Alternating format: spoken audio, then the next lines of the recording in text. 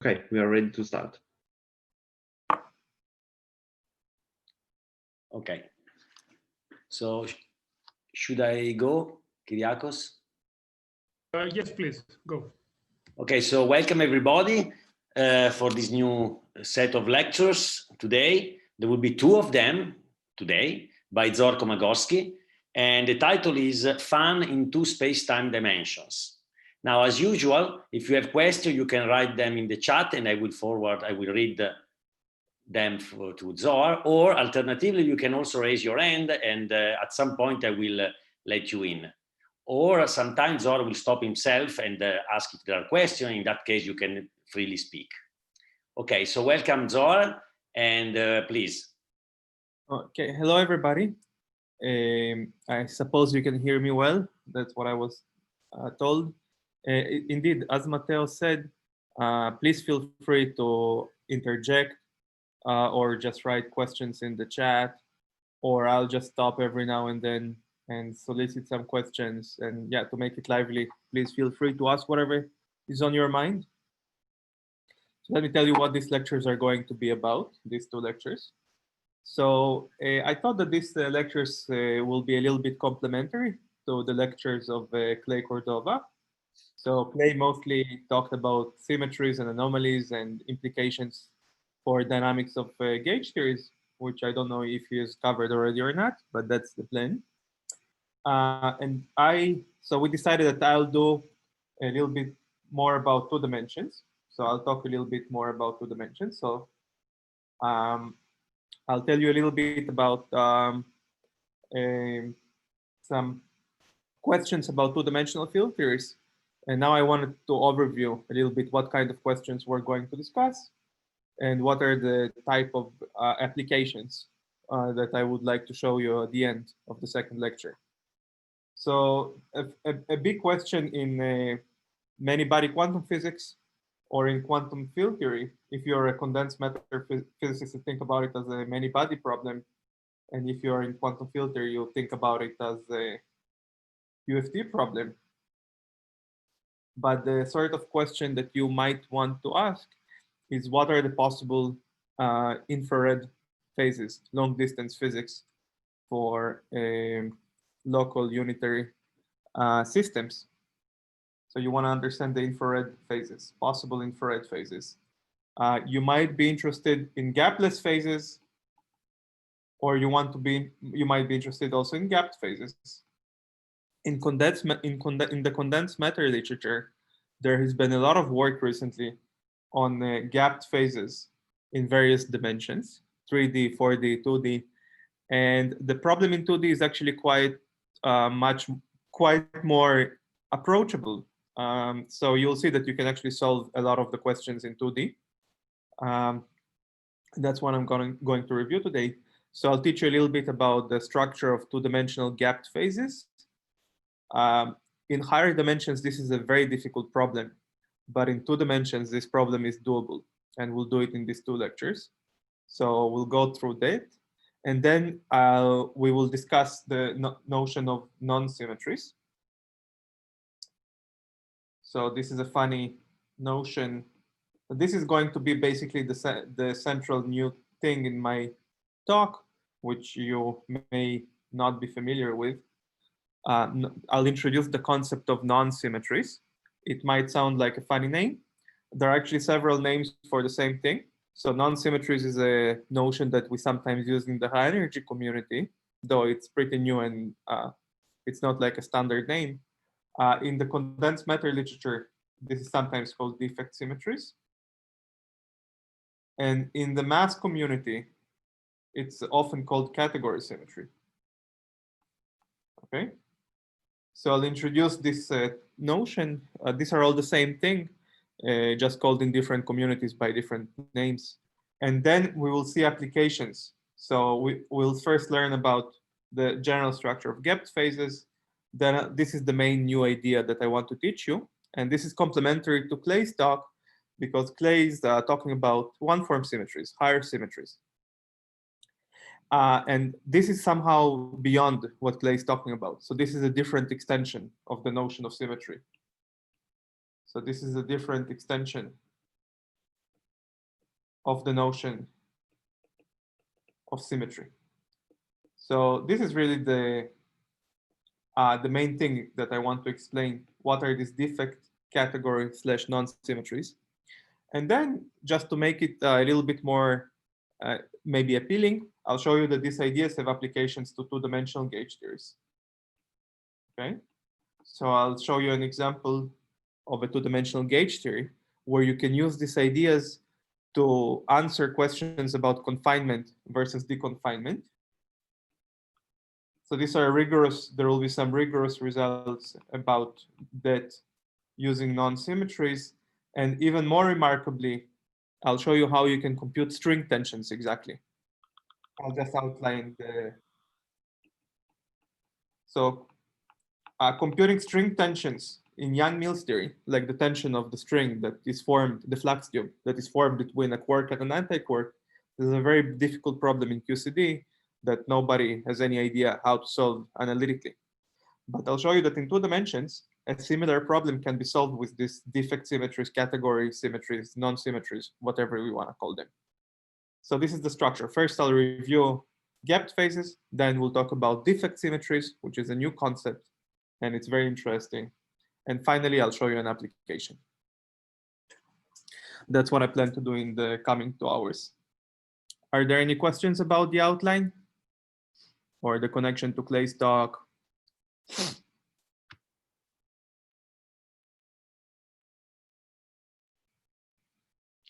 I think you can go on. Yeah. Okay, so let's start. So I'll be using these notes. I can write and explain anything. Just easily modifying what you see on the screen. So first I'll teach you, as I said, I'm going to explain what are the gapped phases in 2 dimensions. I'm not going to talk much about conformal filters in 2 dimensions. That's a little bit less relevant to the applications that I want to show, but I'll talk about gapped phases, where there are no propagating degrees of freedom at 0 mass. Okay. So what is the setup? As a physicist, you want to think about some many-body system or a quantum filter in 2 dimensions. And there is a complicated process of coarse graining, which we call the RG flow. And then there is some emergent physics at long distances, which may or may not be complicated. That's the deep infrared physics. That's the limit of what you find if you wait for long times or long distances. So we use this formalism to approximate some questions. Now, what am I going to assume? I'm going to assume a gap. So as I said, in these lectures, I will not discuss the conformal filter case, though that's also interesting. And this notion of defect symmetries or non-symmetries applies to it. But I'm not going to discuss it. I'm going to assume a gap, and I'm going to assume unitarity. It's actually quite interesting that the mathematics that we know for gapped phases in 2 dimensions is kind of solved for unitary theories, but for non-unitary theories, it's very complicated. It's more complicated. Okay, so now what is the question? We're in 2 dimensions, and we want to try to classify all the possible gapped phases in 2 dimensions. As I said in the overview, this problem is formidably hard in higher dimensions. There is a lot of research on this question in 3D, 4D, 5D, whatever. And mathematicians are involved, and many condensed matter and high energy physicists are working on that. But 1 + 1 is more doable. So in 1 + 1, we can answer the question more or less exhaustively. Okay, so in general, this is a very good question, a very difficult question. It's a good question and also a difficult one. And in 1 + 1, it's easier. So why is it easier in 1 + 1 dimensions? The reason that this question is easier in 1 + 1 dimensions is that if you ask what are the possible space-like slices, the possible space-like slices in 2 Euclidean two dimensions, you can think about them as being Euclidean, and the space-like slice is like a cut through some diagram. So the most general space-like slice is just a union, a disjoint union of circles.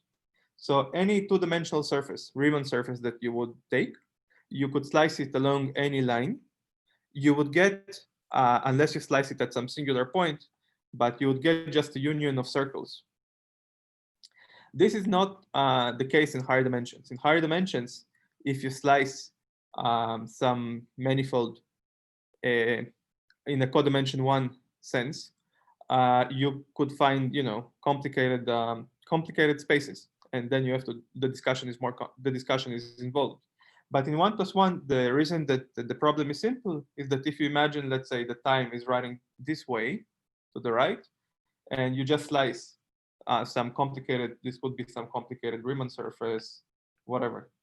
Any way you would slice it, you would get just a union of circles.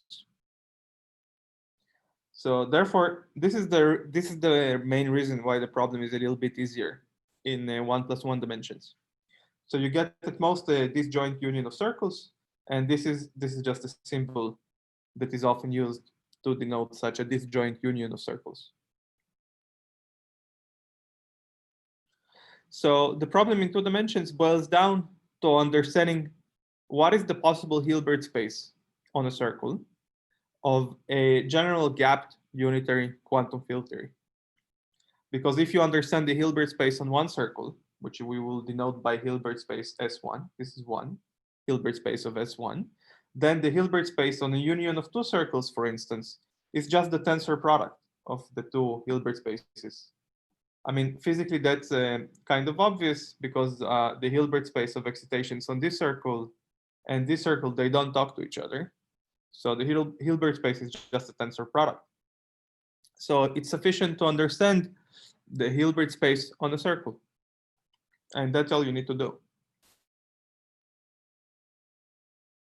So now let me make some assumptions which are important for the situation of quantum field theory with finitely many degrees of freedom and unitary. I will assume that this Hilbert space on a circle is a finite dimensional. Now, let me clarify what I mean by the Hilbert space on a circle.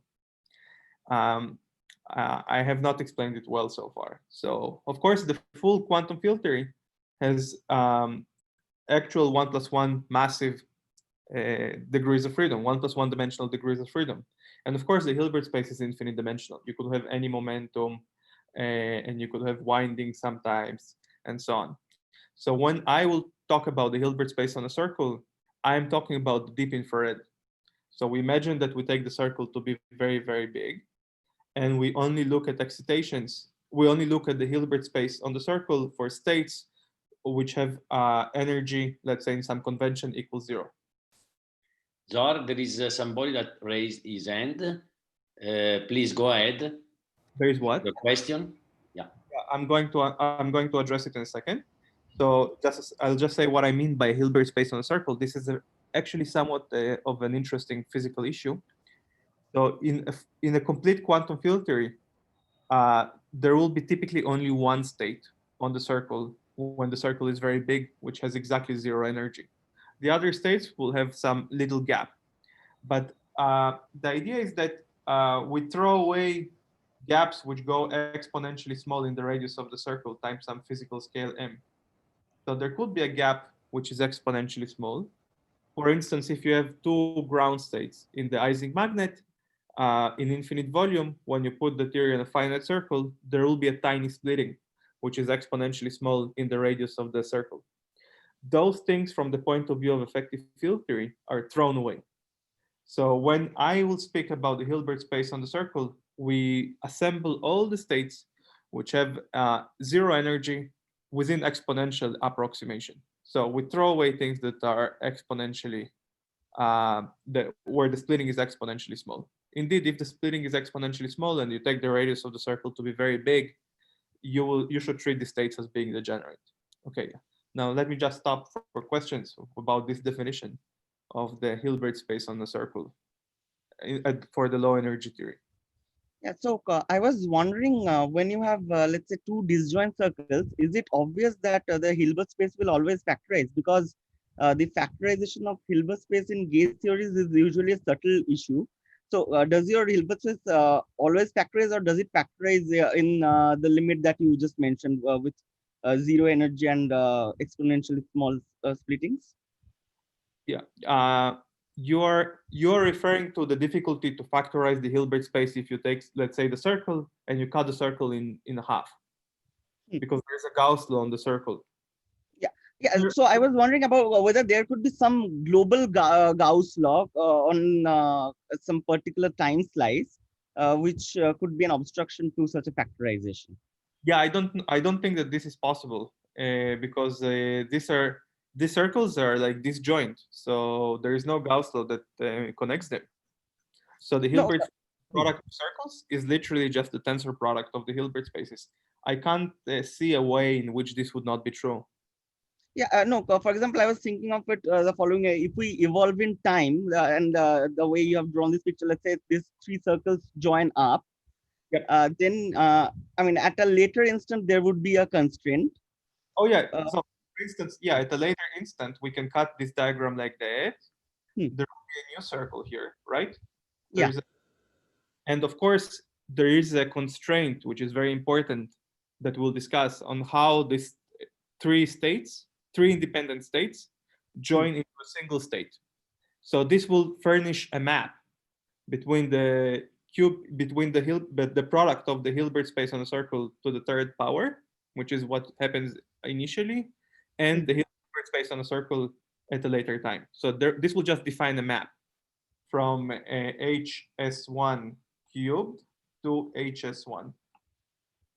And that's okay. But the Hilbert space at early times is literally all the possible states in this tensor product.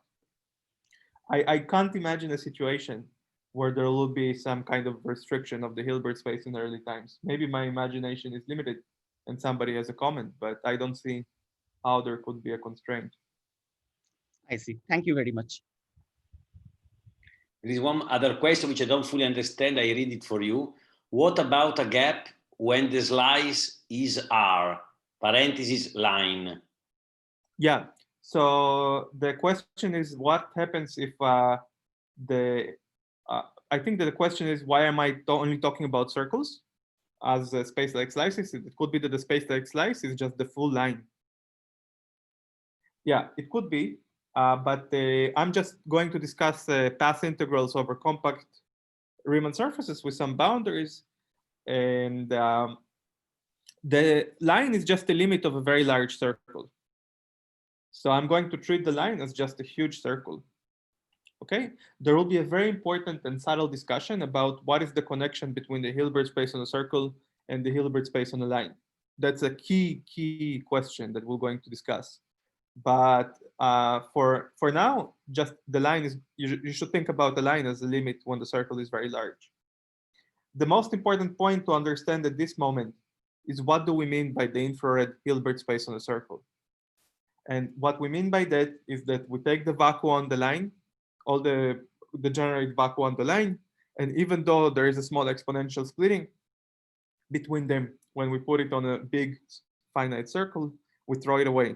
So the Hilbert space on the circle would be all the states in the massive quantum field theory, which have zero energy up to exponentially small corrections. That's the physical definition of this finite dimensional Hilbert space on the circle. Any more questions?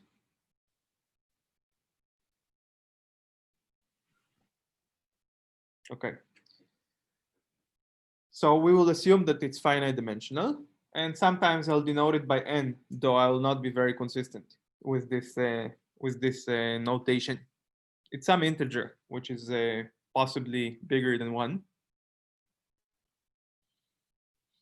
Okay, and as I said, the infinite line is just treated as a decompactification limit of the circle. This decompactification limit is subtle because you have to think about boundary conditions at infinity, and we'll do that. But it's just it's some decompactification limit. So again, the physical intuition is that you might have many degenerate vacua. We know of many reasons for why quantum field theory may have degenerate vacua. There could be symmetry breaking. It could be due to supersymmetry. It could be accidental. And we'll see at the end that in gauge theories, it's actually guaranteed by this defect or non-symmetries. So there could be many reasons to have degenerate vacua in quantum field theory. Once you put it on a circle, up to small tunneling events, which are exponentially small, you get n vacua on the circle, which are degenerate. Okay, so here I'm just explaining that the typical gaps on the circle are going to be exponentially small. So you should think about the vacua on the circle as the super selection sectors. Okay, the physical reason why when you compactify on a circle, you get exponentially small splittings is that there could be a finite kink mass or a domain wall mass. And once you put the theory in a circle, between vacuum 1 and vacuum 2, there could be some sort of an instanton. So you should really think about these exponentially small contributions as instantons in quantum mechanics. But for us, it's not going to be important because we're throwing it out. As I said, we're defining the Hilbert space on the circle modulo these exponentially small corrections. So we basically drop these contributions. Okay, so we have a Hilbert space on a circle. It's a finite dimensional Hilbert space. And we can now play many games. We have a finite dimensional Hilbert space. So what can we do with a Hilbert space? We can obviously perform arbitrary changes of basis. So we can perform arbitrary linear transformations with complex coefficients. So the first hint that the decompactification limit is subtle is that you probably, if you read any QFT book, there are these vacua that appear at infinite volume, like 1 and 2 in this picture. But nobody's talking about an infinite volume limit of 1 plus 2. It kind of doesn't make sense. However, on the circle, nothing can stop you from performing arbitrary linear transformations. This is not natural on R, but as I said, we'll discuss the decompactification limit soon. Okay, now the reason that this is sometimes called the topological filter. So this setup where you drop these exponentially small corrections and go to the deep infrared, people refer to it as a topological filter. It's a topological filter in a boring sense. It's a topological filter because by the time that you have eliminated all the massive excitations and you've thrown away these exponentially small corrections due to the instantons, the energy momentum tensor just vanishes because there are no more excitations in the theory that could carry energy. So the energy momentum tensor vanishes, and therefore in this limit that you go to very long distances and throw away these exponentially small pieces, your theory is completely topological. It doesn't know about the metric anymore since there is no response by any physical particle to changing the metric. So what we're doing in the community is called two-dimensional topological filter. What is two-dimensional topological filter? Is nothing but the study of these finite dimensional Hilbert spaces on a circle. So it's a now since we have a topological filter, the main idea is that we can try to constrain this Hilbert space on S1 by doing topological tricks. So some surfaces will be, you'll see that there will be many pictures now of this kind of sort. Since it's topological filter in 2 dimensions, we can do various manipulations, which are topological by nature, and we could get very interesting constraints on this Hilbert space on a circle.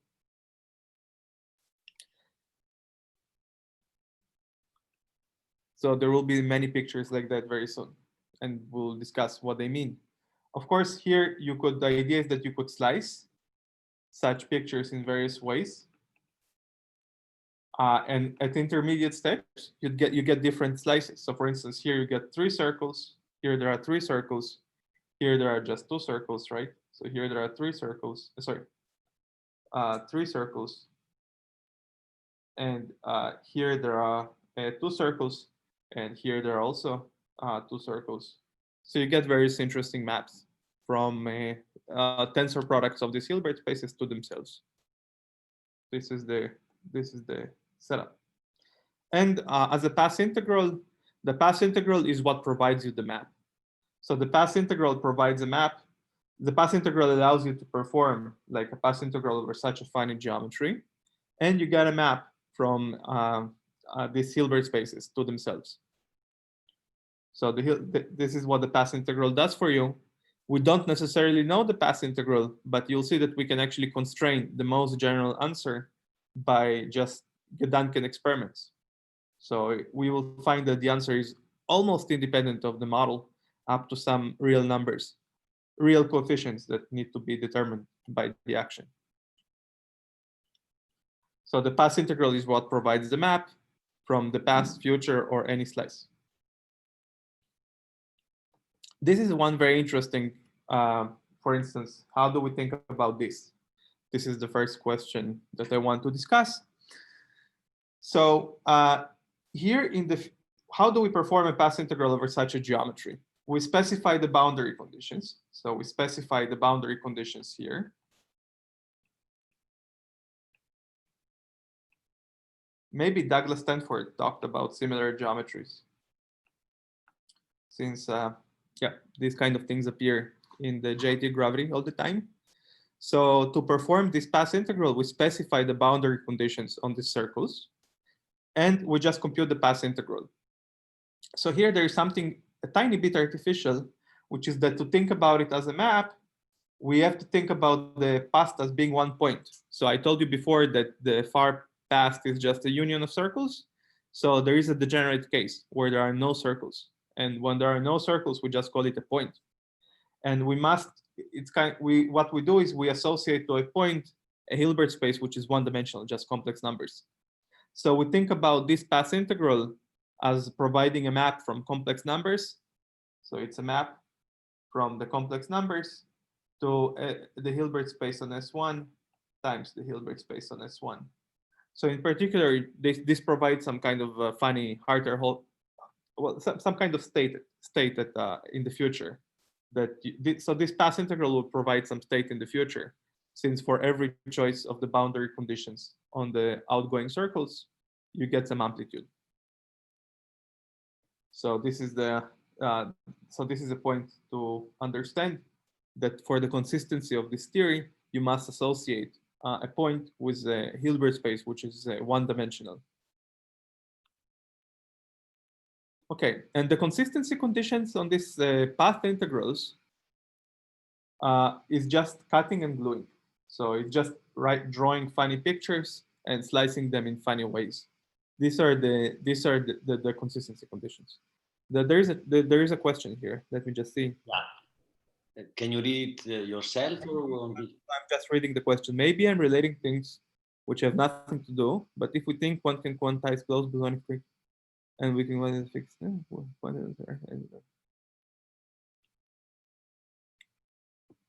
Okay, the question is, how is this related to string theory?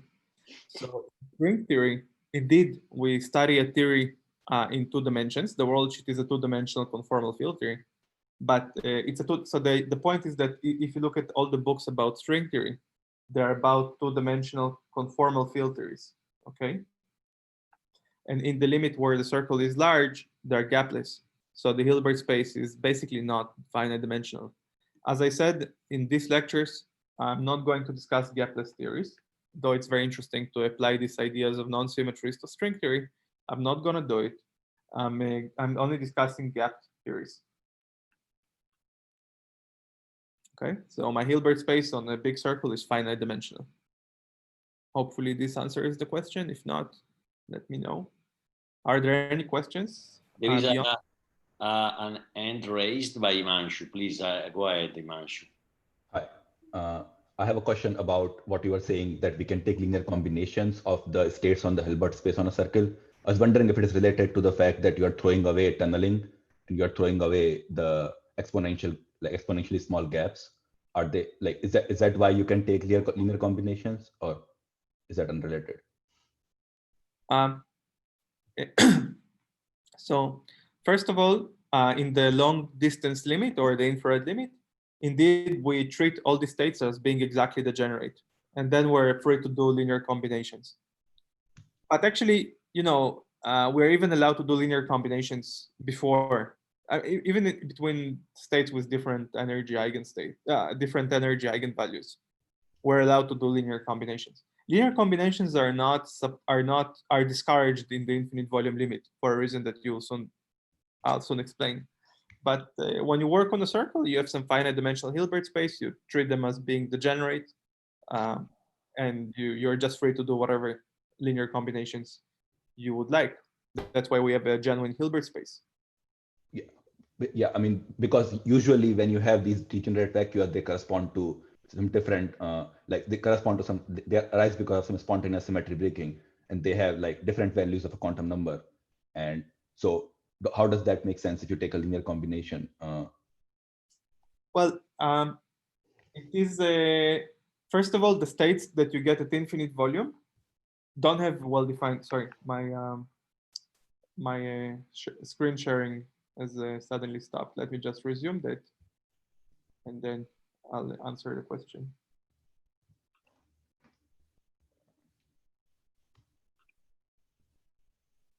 Just a second.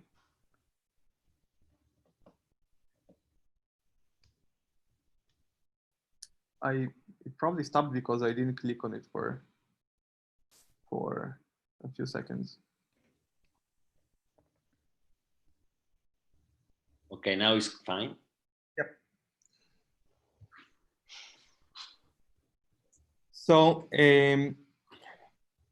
it's true that sometimes you may or may not think that linear combinations are very natural, but you're just allowed, there are some basis of states where maybe some global symmetry is diagonalized, or there is a different basis where some other symmetry is diagonalized. You can just do whatever linear combinations you like on this Hilbert space. You may like one more than another, but that, you know, that's up to you. In fact, there are several preferred bases. So if you have symmetry breaking, one preferred basis is where the symmetry is diagonalized, as you said. Yes. Another preferred basis is the basis of states that become good states at infinite volume. That's a different basis, by the way, because at infinite volume, there is this phenomenon of symmetry breaking. So the states at infinite volume are not eigenstates of the global symmetry. I see. Okay, thanks. So there may be several preferred bases, and you may want to switch between them for your own convenience. Mm-hmm. Okay, so any more questions? Thanks, Mithat, I saw your comment. Any more questions? Okay. So what we're going to do is to use cutting and gluing to constrain the possible maps that the path integral furnishes. So for instance, look at this finite geometry. You can cut it in this way, like in this picture, then you get this, right? You get a cylinder, you get a cap, and you get this object. But you could also cut it like this in the middle, and then you get something that looks a little different. And the fact that these two should lead to the same answer provides severe constraints on the path integral. Or another example, just to demonstrate, another example is that we can start from a genus 2 surface and cut it in the middle, or we could cut it in many other ways. So we can construct higher genus surfaces from gluing lower genus surfaces. Another one that you may have seen in talks about the conformal bootstrap.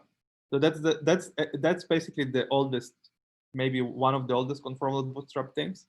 So the basic equation here is really very similar to the conformal bootstrap. That you start from this geometry. Sorry, you start from this geometry, and you cut it vertically versus horizontally, and this should provide the same answer. This places a very interesting constraint on the path integral. And unlike the conformal bootstrap that many of you know is not easily solvable, we only can do it numerically and it's very hard. In this case, it's completely solved. So in the end of this first lecture, I'll give you the complete solution of this constraint. So you can actually completely solve the path integral using this bootstrap equation. So it's a very fun problem if you're a bootstrap minded person, because this is an example where you can solve it completely. So the same bootstrap equation can be written can be drawn in this fashion. It's the same thing. So you think about states that run on this circle versus states that run on this circle. It's of course the same equation. Okay, so, and manifestly it's just a geometric redrawing of the same diagram. And since you have a topological filter, you're free to redraw the surfaces as much as you like, since the topology is the only thing that matters. And finally, how do we think about something like a compact manifold like the torus? So there is a point in the far past here, there is a point here, and there is a point in the far future here. So we can think about it as a map, a linear map from the complex numbers to itself. In other words, the torus partition function is some complex number. And we can obtain this complex number by cutting here or by cutting like this. We can cut it in so many ways and require consistency. Okay, so now let's get to the crux of how do we solve this bootstrap problem of understanding the maps that the path integral provides between these circles. So one very canonical object that you probably have seen in Douglas's lectures is what's called the Hartle-Hawking state. That's why I call it HH. HH is the particular state in the Hilbert space on the circle that you obtain from this geometry. So you start from a point, you do this path integral, and you obtain some state in the Hilbert space on the circle. This is a very particular element in the Hilbert space, and it's very special. So Himanshu just asked about the basis. So one particular basis that is kind of natural is where this would be a state, not a linear combination of other states. That's one choice of a basis, or one element in the basis. So we get a state just because this is a map from C to HS1. So since we have a map from the complex numbers to the Hilbert space, choosing one, it's a linear map, choosing one, we get some state, which is the Hartle-Hawking state. Okay, so we have a kind of a preferred state. And you'll soon see that this state is a little bit analogous to the vacuum or the unit operator. You can similarly define the conjugate by just complex conjugating. And this is so one is the ket and one is the bra, right? This is the same state, but instead of being in the far future, it's the same state in the far past, and you can use it to act on other states. So these are called the caps. Sometimes these are called caps because they look like caps that you can attach to Riemann surfaces. And HH, as I said, stands for Hartle-Hawking. So we can already say something about the sphere path integral, S2 path integral. This is just the joining two. This is like joining two cap states, right? We can cut the sphere in the middle. We get two hemispheres. So the S2 partition function is just the norm of the Hartle-Hawking state. We will see many examples soon. Now you have to be careful because, for instance, this state, which is the Hartle-Hawking state, is not the same as this thing, right? This also produces some state in the Hilbert space on S1, but this is not the Hartle-Hawking state because of this, because it has this handle. So this is something you need to compute separately. And the tools that I'll give you would allow you to compute this state using the Hartle-Hawking state and some additional data. But so this is the Hartle-Hawking state. This is the Hartle-Hawking state, but this is not. This is a different state, etc. So what are the basic elements that we need to solve this bootstrap problem? One very basic element is what's called in the mathematical literature the Fobenius map, which is just this geometry. So the idea here is that we'll try to decompose every geometry to little pieces. It's like Lego. And once we introduce some little pieces, we can then glue them, cut them, and compose any surface that we like. So this is called the Fobenius map. It's a particular map from the tensor product of two Hilbert spaces to the complex numbers. And this is the geometry of this map. How do you think about it more geometrically, about this Fobenius, more physically? You can think about it as a sphere, right? With two holes. It's the same thing as what we just said. So soon we'll use this operator. We'll use the operator, the state operator correspondence, to maybe talk about it a little bit more precisely. But this can also be viewed as some kind of two-point function on the sphere, because you can think about it as a sphere with two holes. I'll soon make it a little bit more precise. For now, this is just a map from the product of two Hilbert spaces to the complex numbers.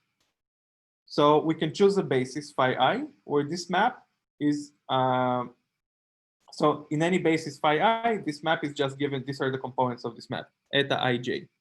So you choose a basis of vectors in the Hilbert space phi I, eta acts on phi I, phi j, and you get some eta ij. It's a bunch of numbers. They don't have to be integer or positive.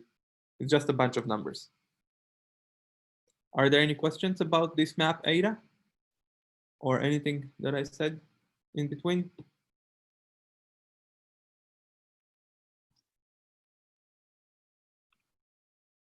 I have a question, maybe. Yes. Is this obvious? Is it obvious that you can define this kind of path integrals irrespectively on the structure that you have on the S1? So like you have the spin structure or something like that. Yeah, there is something very important that I did not say. Maybe if you allow me, I'll just scroll back. Here, I'm only talking about the bosonic theories. So what does it mean, bosonic? That you don't have to specify a spin structure. So among my assumptions of gapped, unitary, so we have gapped, unitary, and I should have added also bosonic, meaning that you don't have to talk about spin structure. Okay, I see. It seems like this is a restriction because what about models with fermions? But it's not a restriction actually, because you can always sum over the spin structures and get a bosonic model. Or you can, I mean, every model in 2 dimensions is easily bosonizable. So it's not a restriction actually. It might be that you need to develop some dictionary, but it's not a restriction in of itself. Okay. Okay, so we have some matrix eta ij that depends on the basis, obviously. Any other questions before? So this basis is over the degenerate vacuum on the circle then? Right. So I should, if I was a little bit more precise for now, mathematically, I should have maybe used this notation. And eta would be a function of phi I, phi j. Yep. And then you get some phi j. This will be a more precise mathematical notation. I'm being a little sloppy for the reason that in a couple of minutes, I will explain that you can use operators or states. It's the same by the state operator correspondence. So you can every state is like an operator. So I'm interchangeably using the 2 notations. I see. Okay, thank you. There is a hand raised by Javier Magan, please. Hi, just one question. Are these maps invertible or? Oh, that's a very good question. That's what we're going to discuss. So physics places restrictions on these maps, many conditions like bootstrap equations and blah, blah, blah. And we'll soon solve them and you'll see. Okay, thank you. So very good. So you don't have conformal symmetry, but you still have state operator correspondence here. I'll talk about the state operator correspondence in a couple of minutes. Just bear with me. For now, every phi, think about it as a ket or a bri. Okay. How do they call it? How is this called? The ket or a bri? I forgot. I think ket. Yeah. I always get confused. But just think about every time I write phi I, think about this ket. Okay. Okay. Now, physically, mathematically, this matrix could be anything. But physically, we actually require that this matrix is non-degenerate. And furthermore, it has an inverse. It has an interesting inverse, which is this matrix, gamma. So this is like the simplest thing you can prove with pictures. So just using pictures and unitarity, you can prove that this matrix has an inverse, which is this matrix. Let's prove it, and then you'll see that that it's for eta is symmetric and non-degenerate, invertible, and we know the inverse. Let's prove it. So the inverse has upper indices because it's a map from the complex numbers to the Hilbert spaces. So it spits out bras, while what we had before spits out its cats and spits out complex numbers. So here I should have used this notation. Sorry, let me just fix the notation not to confuse. Okay, so it spits out a bra.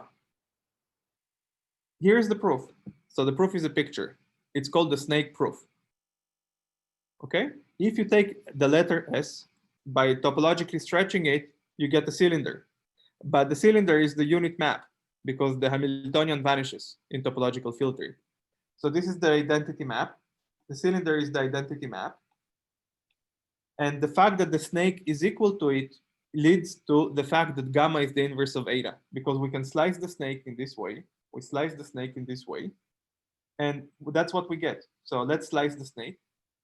That's what we get. That's one part of the slice, another part of the slice, and so on. And we know that the composition of all these maps is the identity map, right? So this is because it's equal to the cylinder. The cylinder is the identity map. So let's just, from the slicing, we can now follow the indices and see what it implies. So this I and j are external indices, while these states here in the middle, that I'm drawing in the middle, they're summed over because we just cut the snake. This is the points where we cut the snake. So if you were to connect all the red points, you would get the snake back. So the indices I, K, sorry, L, this should be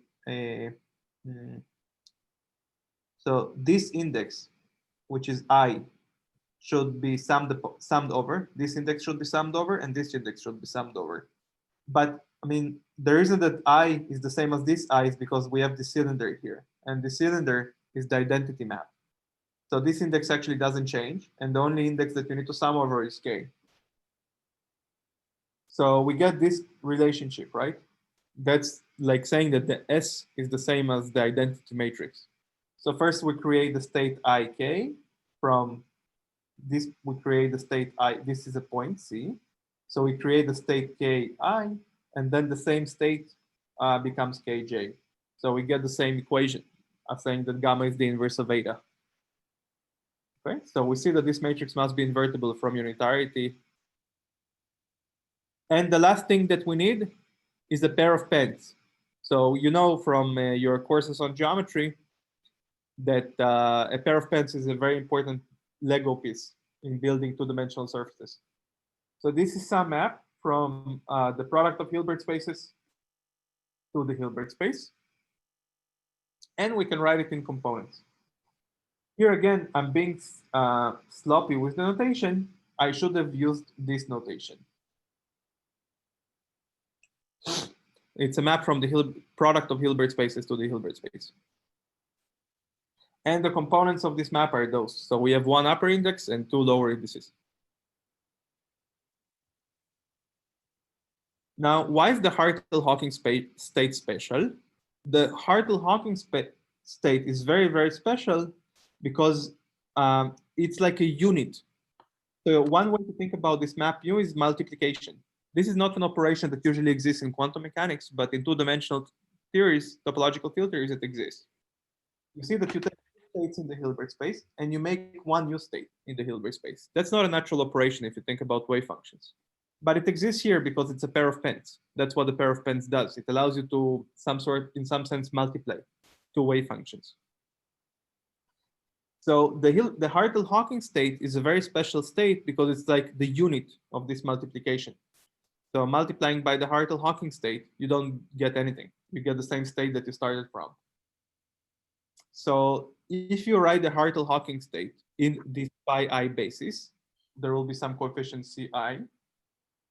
This is what you would get. That taking phi I, times the Hartle-Hawking state, you get phi I. So the Hartle-Hawking state is like the unit of this multiplication mu.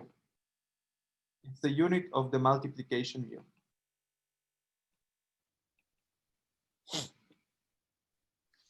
And this is true for all I. So the Hartle-Hawking state is like unit. How do you prove that the Hartle-Hawking state is a unit? There is a very beautiful proof, which is again just a picture. This is the pair of pens. Let's multiply it by the Hartle-Hawking state. That means that we're attaching this thing to here. We're attaching it here like a Lego piece. Then it becomes like this. And this is the same as a cylinder. So you see that by so the Hartle, when you add a cap at the end of every boundary, you can then shrink it and you get a cylinder. So the Hartle-Hawking state is a unit. Okay, so now we have the full piece of the full sort of collection of necessary objects to define the path integral on every space, in fact. So we have a Hilbert space on S1. We have the eta ij matrix, which tells us about the amplitude for this process. And we have mu, which is the pair of pens. And the claim is that once we have these three objects, so this is a matrix with two indices, this is a matrix with three indices. Once we have these things, we're done. Mathematicians call this structure a Frobenius algebra, a commutative Frobenius algebra.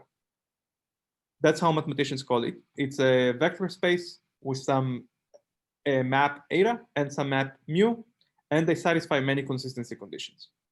What is the most important consistency condition? It's the bootstrap equation. Zohar, there is a question. Can I interrupt you? So Yeah. Ali Shepherd raised his hand, please, Ali. Hi. So you discussed the bootstrap condition by cutting the four punctured sphere in two different ways. There's a third circle as well around which we could degenerate. That would take like the first and the fourth, so like the diagonal guys together. Mm-hmm. Is that not possible? So you're asking what about the U-channel bootstrap equation? Yes. This is a very good question, and it's a fantastic homework exercise to see that the solution of the bootstrap equations of what I said automatically leads to a solution of what you want. Okay. Turns out that it's automatic. Now, you might remember from if you ever looked at the conformal bootstrap, you might remember that the same is true there. That the U-channel bootstrap is automatic once you impose for scalar operators. I see. Thank you.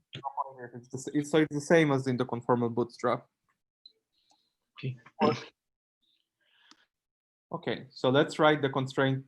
This is the bootstrap equation. I'm drawing the same picture in many ways to just make the time slice flow in a way that's convenient to me.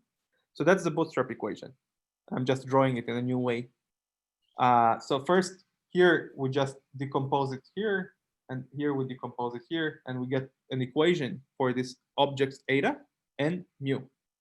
How do you see? So let's write it down. Eta is actually not involved here, as you can see. The only map that comes up is mu.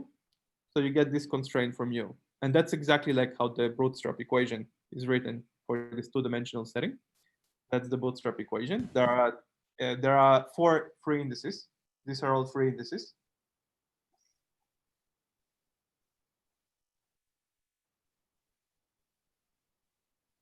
Okay, and we sum over one of the indices. So this is our bootstrap equation. And there is another equation that's kind of useful to know. So there is another little equation that's not as crucial, but it's very useful, and that will answer your question about the U-channel. So there is another constraint that comes from this picture. So you have three incoming states that go to a point, but you can also draw it like that, right? And you can also draw it like that. These are all the same pictures. This is basically like, so what the meaning of these pictures is that eta and mu should be compatible, right? We have this matrices eta and mu, and we have this matrices eta and mu here, eta and mu. So the bootstrap equation is an equation for mu, and this is an equation for a compatibility condition between eta and mu, because here eta does come up. Indeed, you can see that if you slice it here, this section looks like a eta map. So you get some equation like this, and this should be interpreted as a compatibility condition between eta and mu. And the best way to understand it is that you can use eta to lower the index of L, right? So basically what it says is eta is like a metric. And since mu has one upper index, we can lower that index, and we get an object with three lower indices. And this is that. This is an object with three lower indices since it has three incoming states and nothing in the future.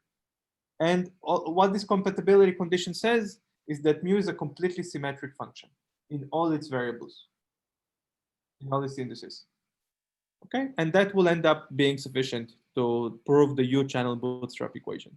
So if you want to remember, the bottom line of this whole thing is that we have one matrix with 3 lower indices, which is completely symmetric.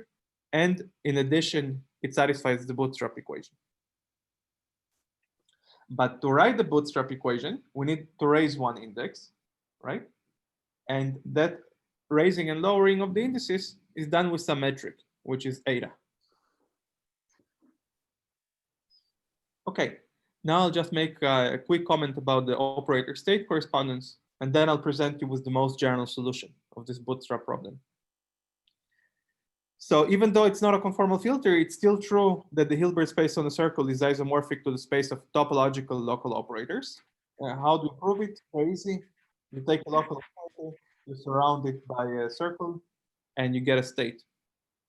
So clearly, the same arguments that we use in conformal filtering are going to be valid here, and even more, they're much more. They're more powerful here, since we have much more than conformal symmetry. We have full topological symmetry. So you can think about HS1 as the space of local operators, which are topological. Okay, these are topological local operators, and that's why I was sloppy in my notation, because you can think about phi I as the basis of states or as the basis of local operators. Now I'll just quickly tell you the dictionary. I'll write it here. I'm just skipping some little comments. So eta is nothing but the 2-point function on the sphere. And that's obvious, because if you just draw the sphere and you put two local operators here and here, say, it's the same as the drawing the sphere with 2 little holes. And these little holes can be interpreted as states, and that's topologically the same as our previous picture, which was this. And similarly, the matrix mu is the 3-point function on the sphere. So eta is a 2-point function on the sphere, and mu is a 3-point function on the sphere. And the 3-point function on the sphere is the same as a pair of pens. So that's the state operator correspondence. It's that's why I was that's just to justify why I was sloppy with the notation. And now finally, I want to finish with an example, and then we'll go to a break. What's the simplest example of a topological filtering? What did I do? Just a second. I did something very bad.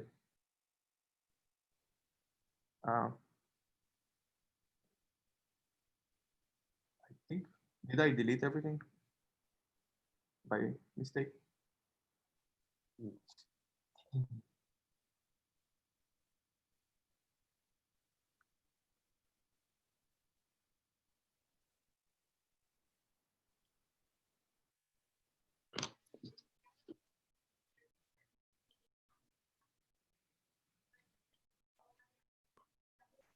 Maybe it's better that we'll take the break now, and then I'll just fix it, since it's anyway an hour since we started.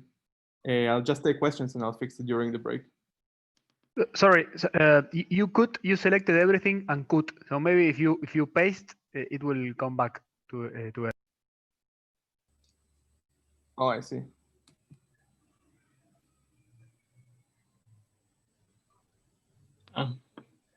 Miracle, yes, you saved all my text. In that case, I'll just go quickly over the ZN gauge theory, and then thank you. And then I will take a break. And after the break, we'll discuss the solution and go on to the defect and non-symmetries. Okay, so what is the simplest example? The simplest example is the ZN gauge theory. So you can think about the states as being exponentials of 2 pi I k over n. This is like, again, a sloppy formula. Or if you wanted to write this formula more precisely, the states would be k, okay, where k goes from 0 to n minus 1. And the product of phi I and phi j gives rise to phi I plus phi j. So this leads to this matrix mu, and this is eta. This is the simplest example of a topological filter that solves the bootstrap equations. If you remember, in the conformal bootstrap, there are a few examples of explicit solutions. This is an explicit solution. You can just verify at home that this solves all these geometric constraints that we talked about, and it solves the bootstrap equation. What does it describe? Yes?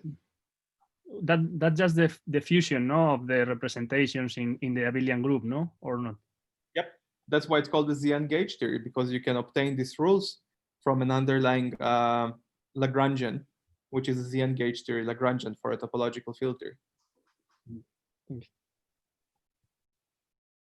So what does it describe? It describes n vacua on infinite space, or also on S1. And the Hartle-Hawking state is k equals 0. And that's obvious because k equals 0 acts like a unit under multiplication. If you multiply anything by 1, you get the same thing as before.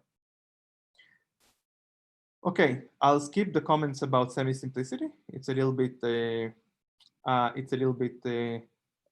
maybe too technical for now, and I don't have much time. So after the break, I'll give you the complete solution of the bootstrap equations, and we'll move on to the new symmetries or non-symmetries. Any questions before we go on to a break? Yes. Can you please say what does it mean for a local operator to be topological? It means that its correlation functions are independent of position. Okay. Okay. Thank you. Of course, in physical models such as some interacting QFT, such operators typically don't exist. Yes.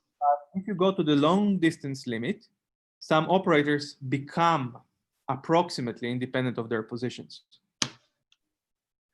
And so imagine like some complicated QFT, and you go to the long distance limit. So some operators will become approximately independent of their positions at long distances. But many of them will be just trivial, meaning that they will be independent over the distances, but they won't even take different expectation values in different states. So they would be like the unit operator. Mm-hmm. But some other operators will be independent of their positions, but in different super selection sectors or in different states on S1, they'll have different expectation values. So what the topological filter retains in this long distance limit is all those operators that are independent of their position approximately, plus their expectation values in different states. Okay. Will you give an example of such operators later on? Yes, we'll definitely discuss examples. I can even give you this ZN gauge theory right away. I can write the Lagrangian of ZN gauge theory, and you'll see how it's. Maybe I'll just write it down. So the action of ZN gauge theory is given by n over 2 pi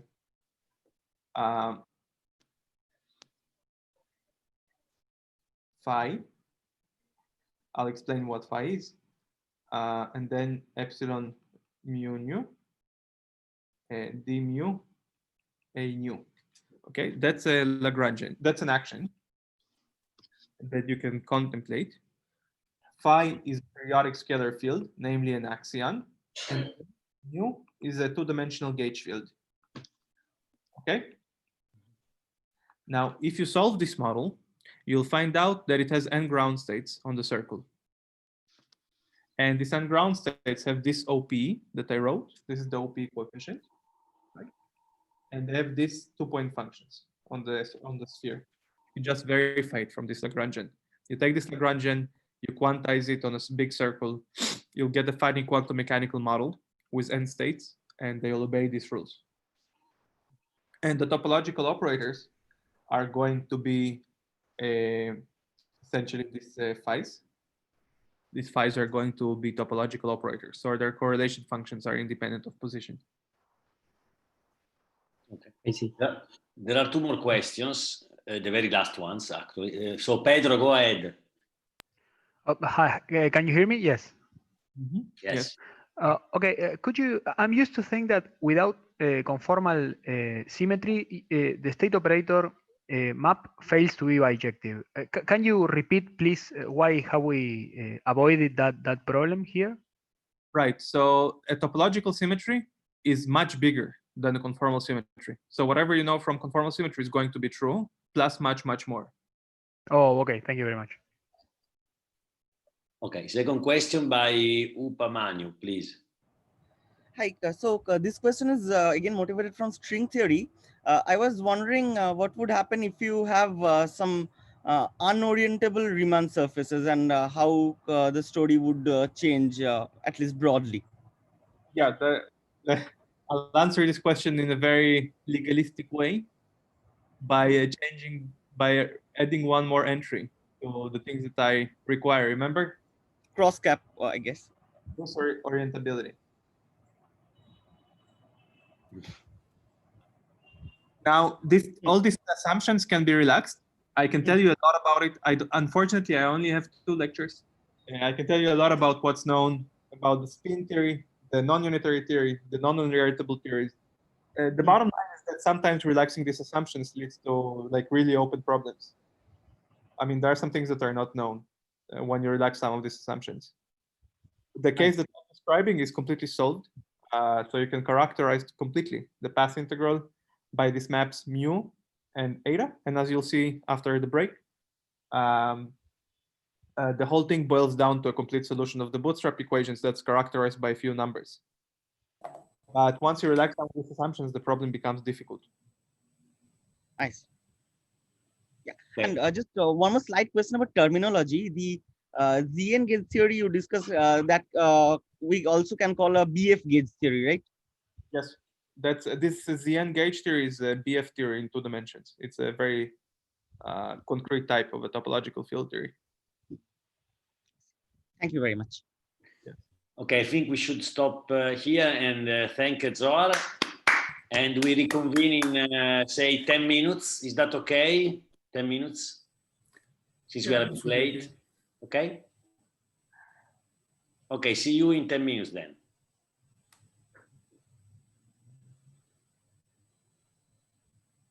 If anybody wants to stay and ask questions, I'm happy to stay. I don't really need to take a break for now.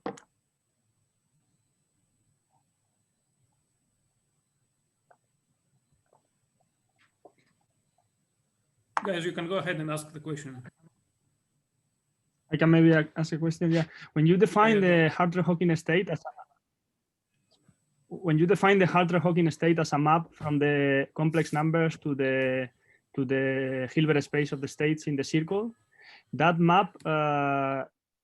So you can produce more states, or the only states that you can produce is the Hartree-Hawking state.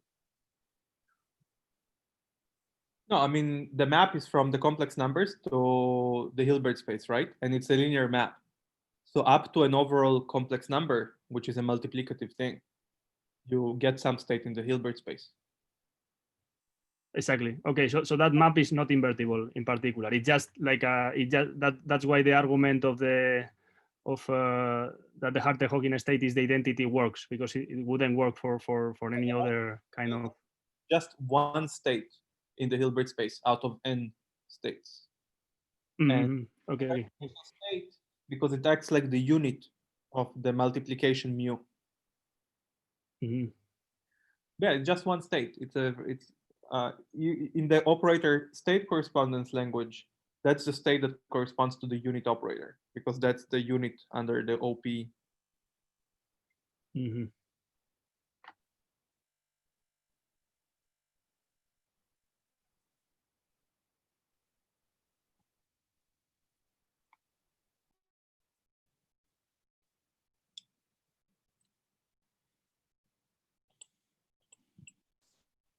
Okay, so Pavel wrote about the unoriented case, which I didn't want to talk about. And Arif Mohad is asking about what if we were to allow the Euler number? Would we still solve the bootstrap equations? That's actually a good question. I'll talk about it right after the break. I'll talk about the connection of this thing to the Euler topological invariant. Pavel, I just wanted to ask, I mean, obviously I'm a little bit short on time. I'm not projecting that I'll cover what I wanted. So how flexible is it? Well, I think it is flexible. Okay, that's a good answer. Thanks. You Well, shouldn't I'm not a chair. Maybe you should ask a chair. I would say myself it's flexible. I mean, I'm a chair, but I'm not organized. I mean, you tell me and I will do it. I mean, in principle, you have 1 more hour. I think we can go a little bit more, no problem. How much? I ask the organizers. It's just that I'm going a little slower, but it's okay. I mean, at least I don't want to sacrifice the pedagogical attempt of a presentation for the fact that I'll just get to where I need to get. So I prefer to continue going at a rather slow pace, but cover things a little bit, and then also get to the point that I want if I have more time. And there is another question. Yeah, can you read? Yeah.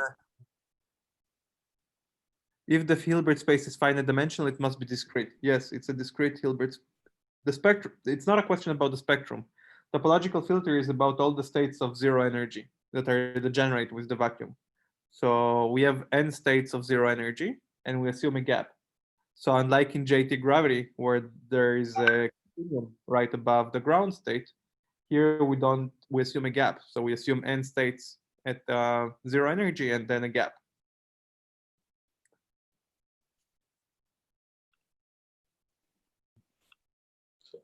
Hello? Yeah. I had a question. So mathematically, it's quite natural to relax the associativity axioms to something known as the A infinity axioms, where the associativity... Connected for a second. You said mathematically, and then I didn't hear. Yeah, sorry. So in the associativity equation, you can relax associativity to something known as A infinity axioms. Mm-hmm. So there, the difference of the two sides is given by the product of some other operations. Mm-hmm. Is that known? Is it known what that means? Is that something that shows up in the context of topological field theory in some generalized setting? Let me think about it. I mean, not in here. The product mu, the mu function is intimately connected with the operator product expansion, which is associative. Now you could think about ways of extending that. One way you could extend that is that you were allowing for operators that actually are not don't have an associative structure. If, for instance, these operators were not truly local, there will be some branch cuts or something like that. I see. That's one possibility. I see that you could extend it. Another way you could extend it is for instance, if you are talking about one of those Q-deformed theories. You know what I mean by that? I think I've heard of it, but not in any detail. Like Q-deformed theories are somewhat similar in spirit to what you're saying. Mm-hmm. Where the product is something like it's a the operator product is a generalization of, it's like a non-commutative product in some sense. I see. Yeah, I don't exactly know if what you want would show up in any of those contexts, but I mean, it's definitely not going to show up if you talk about the case that I'm talking about here, where you have a genuine QFT with some operators, since the operator product is associative. Yeah, there it's associative on the nose. Okay. But yeah, some extensions. I can see some extensions maybe. Yep. Okay. Thanks. Hi, Zuhar. I have a naive question about, so what you said so far, how is it different from this plumbing fixture in string theory, given the fact that here the Hilbert space is very special and everything is topological? How is it different from what we do in string worldsheet theory? For example, plumbing fixture and joining and worldsheets. Well, here I'm talking about an attempt to classify gapped phases. In string theory, you're talking about the CFT on the worldsheet, so it's gapless. But this cutting and gluing, they're the same as in string worldsheet theory, right? Right. String theory is about a theory of quantum gravity. where you have to sum over all the possible surfaces. What I'm talking about is a QFT. So we don't sum over all the possible surfaces. Rather, we first decide what the surface is, then we do the path integral, and we get some amplitude. And what I'm trying to do is to understand what this amplitude could be. In string theory, you of course do some kinds of cuts and gluings also, but there you should remember that you are instructed to sum over all the possible surfaces. Here you are not integrating over the moduli. That's what. That's right. There are no moduli. It's a topological theory. Thanks. Yeah, so there are some similarities, but it's a different problem. The rules of the game here is that you are specifying a topological surface, and you're trying to find the amplitude. Thanks.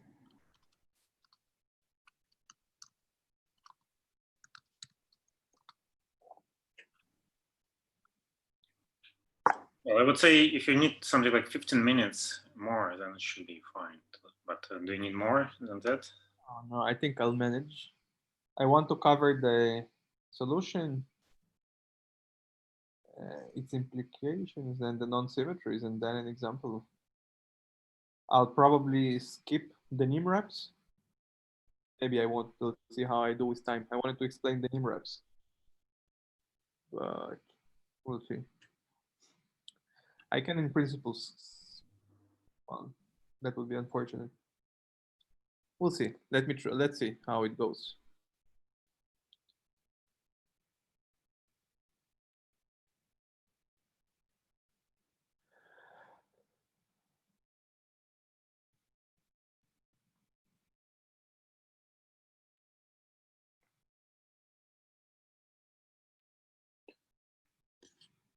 See if there are any, let me just check if there are any more questions.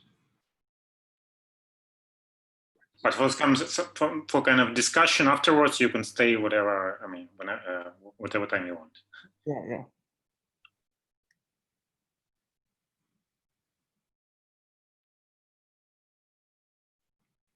I don't see any questions now.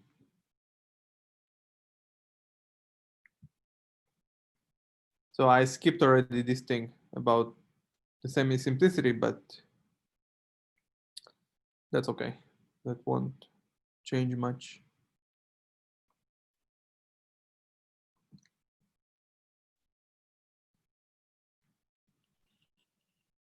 Let's see if there is something in the chat. No.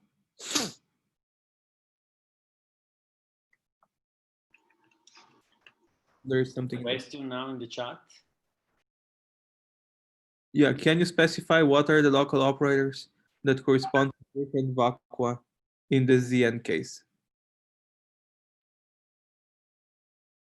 Right, so in the Zn case,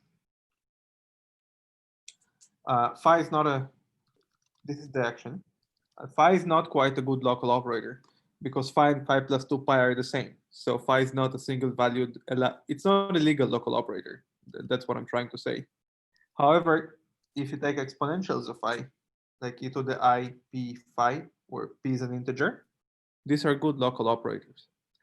And if you take p from 0 to n minus 1, you get n topological local operators.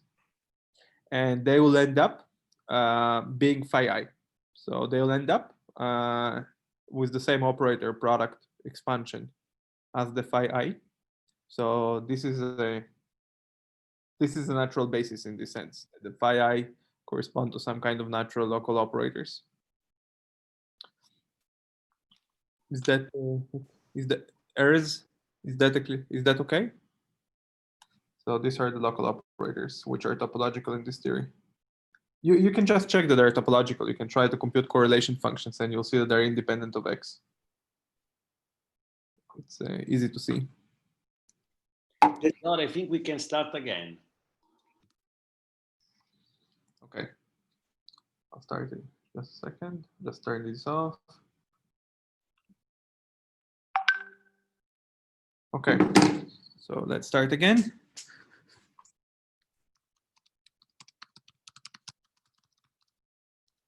Is everybody back? Well, I hope so.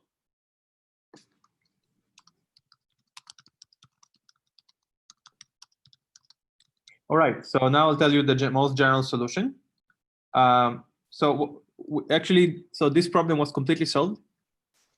People have classified all the possible etas and mu's that solve the bootstrap equations. And so there is a basis. There is a basis where the solution is easy to write. And I'll call this basis the Hardy basis for a reason that I'll soon explain. It was not discovered. This basis was not discovered by Hardy, nor did he was the one who found the solution. But this basis is still something that I'll call the Hardy basis because it appears in some other problem, which Hardy did analyze. So there is a special basis, which is called the EI. In this basis, the Hartle-Hawking state is a little non-trivial. I'll tell you what it is soon. So in this basis, the most general, in this basis, the mu function and eta functions are given as follows. So the eta function is just delta ij. So our metric, so to speak, is the Kronecker delta. That's the most general thing that, well, this is just an orthonormal basis. So this would be true in every orthonormal basis. So the Hardy basis is orthonormal. Its 2-point functions on the sphere are delta ij's. And mu, that's the non-trivial thing.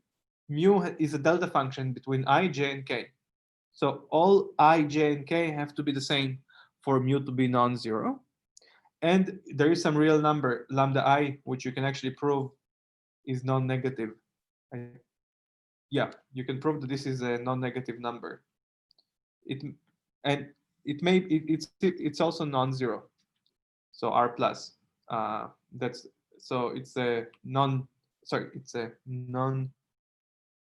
It's a positive number, positive real number.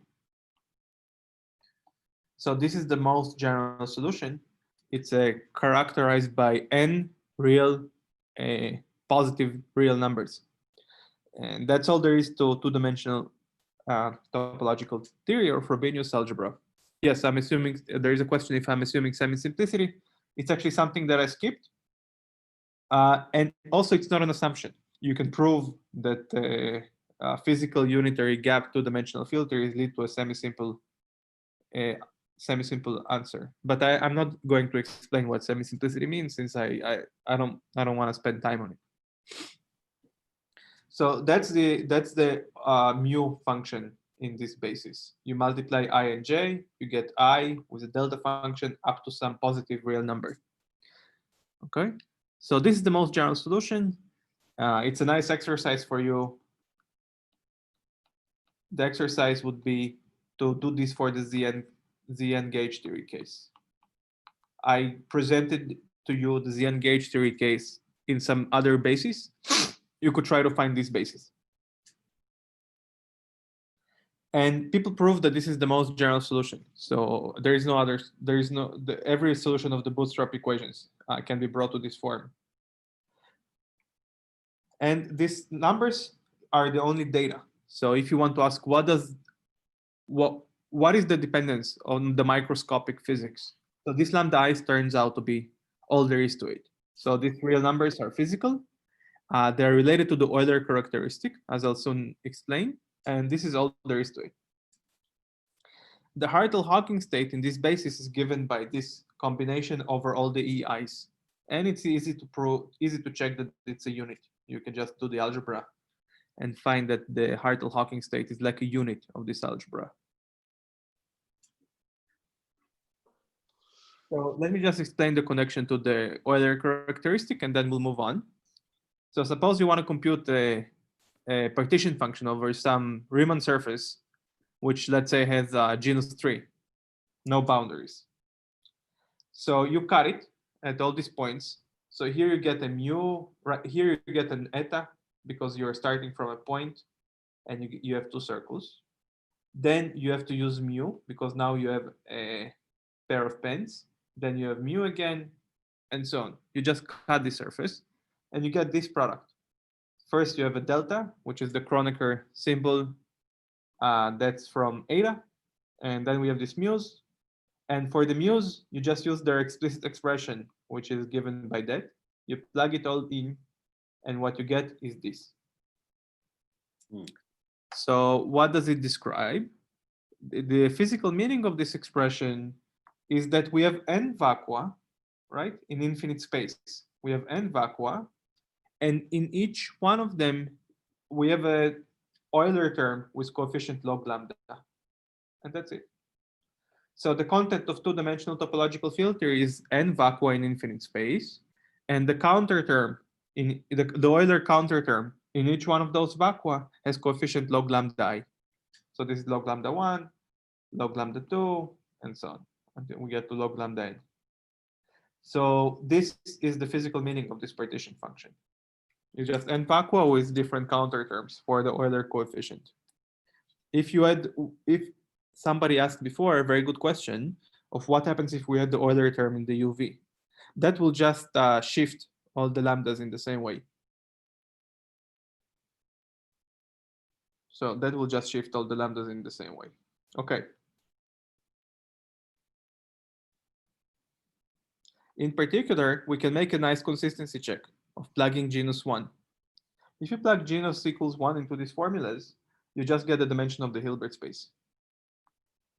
And that's, of course, a very nice consistency check, because if you think about how would you think as a Boltzmann in terms of a Boltzmann sum, for genus equals 1, you can think about it as the thermal partition function on a circle.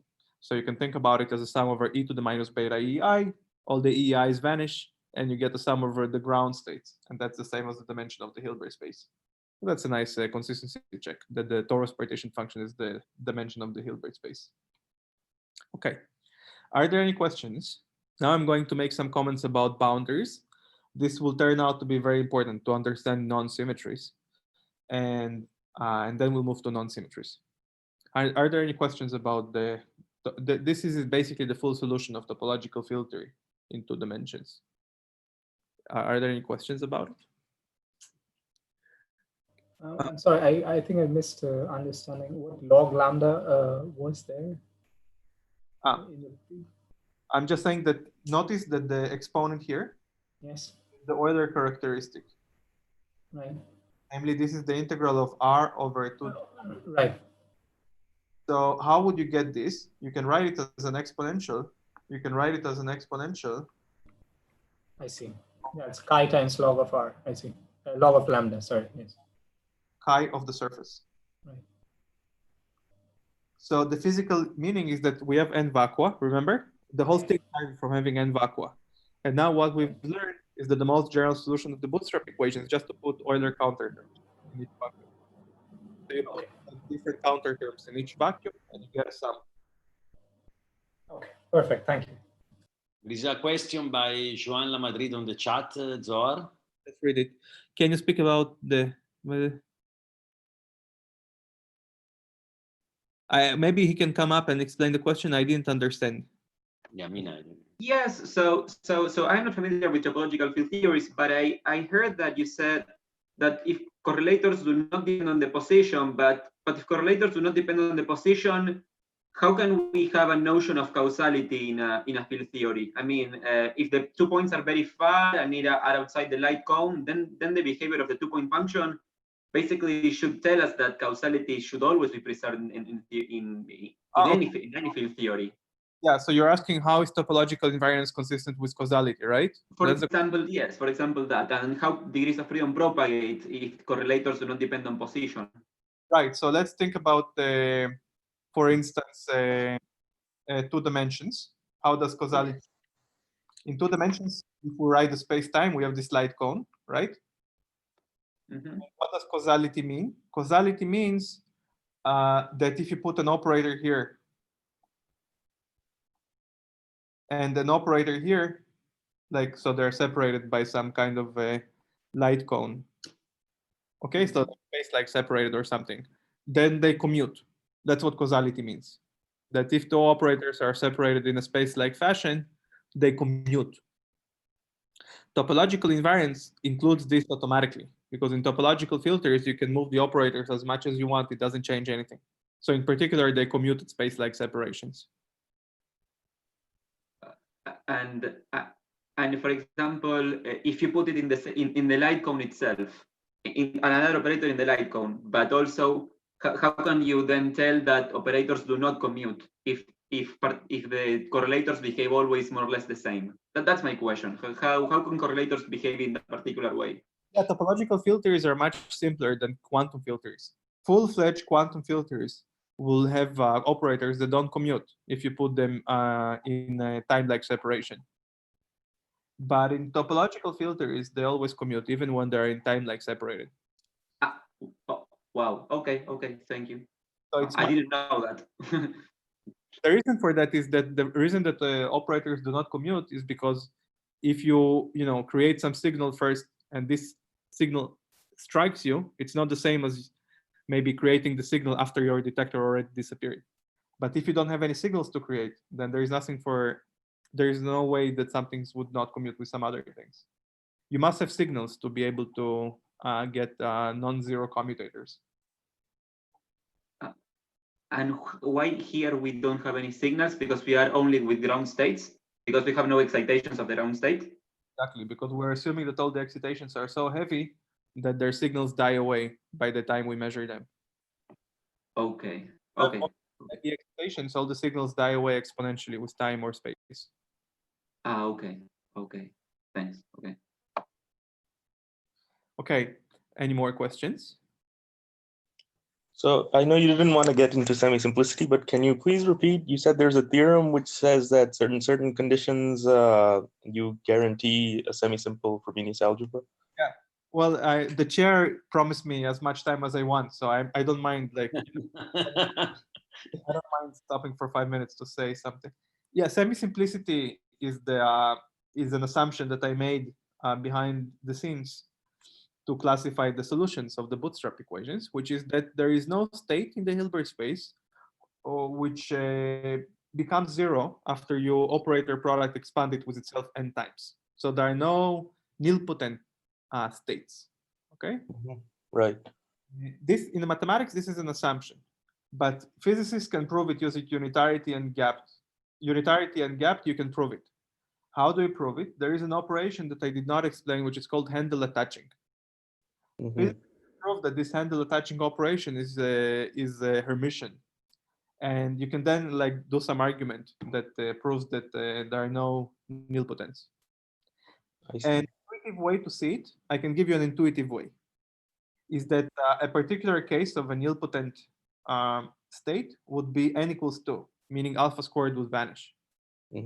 This would be the same as having one of the lambdas vanish. This would mean that your partition functions are terrible. Let's look at the partition function. If you put one of the lambdas to vanish, you would have a terrible result for the torus because the trace over the Hilbert space would miss one state.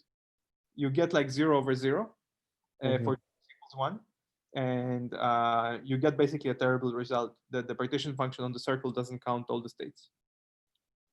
This only addresses n equals 2. You can prove it for all n using the handle attaching operation. So it's confusing me a little bit because if you consider singularity rings of superpotentials with certain singularities, then you do get non-semi-simple things. So how is that consistent? Somebody would bring it up.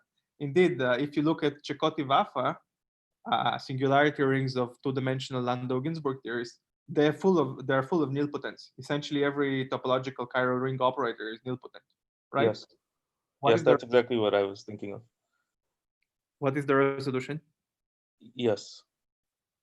You want to try to guess? Oh, I probably can't. Well, it's a gapless theory. Okay, yeah, it's a conformal field theory. Yeah, exactly. Actually, it's very interesting. Conformal field theories do allow for nilpotents, but if you look at Chekhov-Vafa singularity theory and you completely deform the superpotential so that all the vacua are gapped and there are no higher singularities, so all the Hessians are non-zero, you'll find that all the nilpotents disappear. Actually, amazing. Right. Exactly. Yeah. Deforming away to some massive theory gives you semi-simple ring. Exactly. Right. So the nilpotents all disappear exactly when the superpotential becomes non-degenerate. Great. Thanks. Yeah. Okay. Any more questions?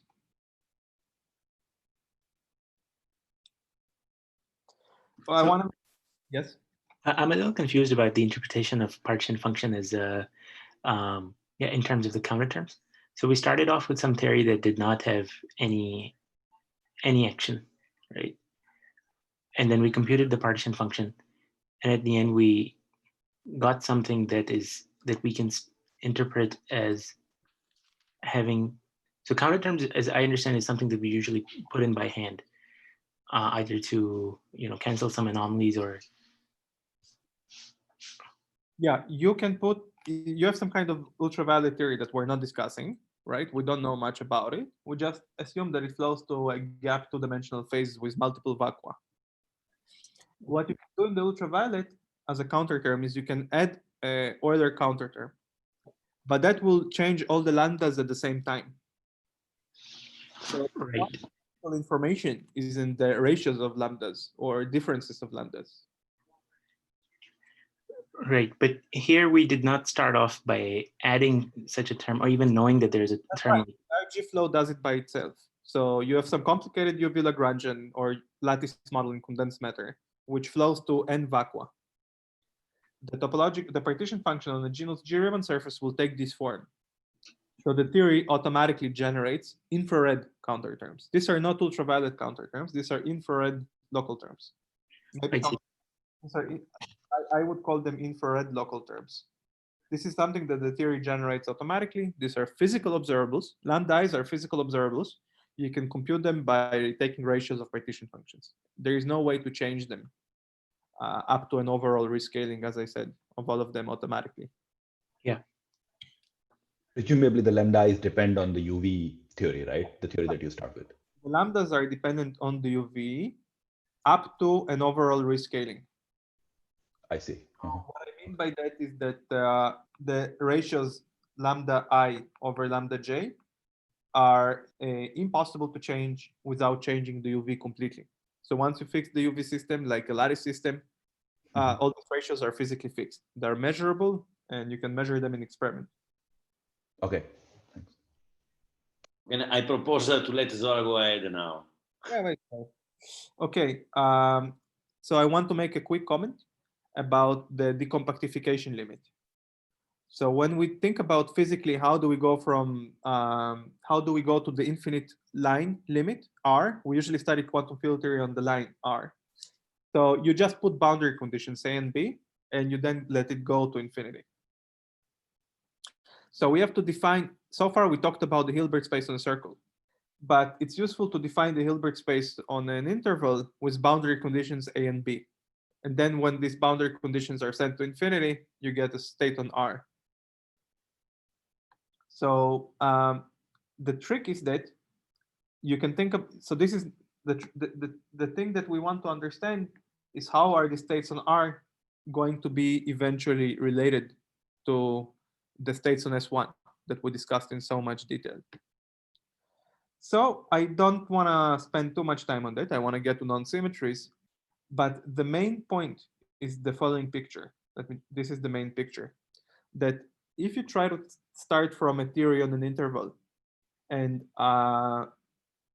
this is like, then your time is flowing in this way. Then your time is flowing vertically.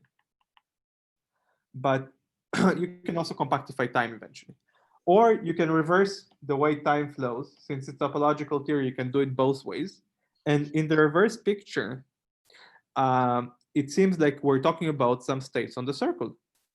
So the question of which states do we get on R is intimately related to a preferred choice of basis on the circle. So the claim is that, let me just summarize the claim because I'm skipping the I'm skipping the proof.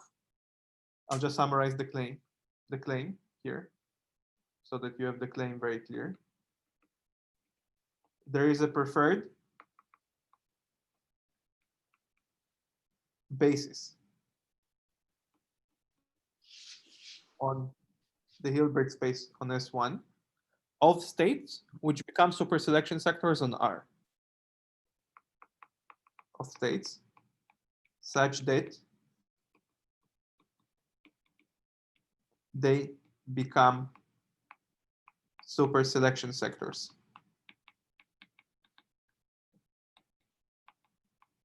on R. Okay. This preferred basis is an interesting basis to find. And the way to find this basis is by comparing these two quantizations. Sometimes people call it the open string quantization, that's the interval quantization, or the closed string quantization, which is the interpretation where time flows horizontally. So by comparing these two quantizations, you can find the preferred basis of states. I do not want to go through the proof since I want to get to the more recent stuff, but the bottom line is very cute. The bottom line is that after some arguments that you can read in this note, since I uploaded them yesterday to the Slack channel, the answer is that this is the Cardi basis. Okay, so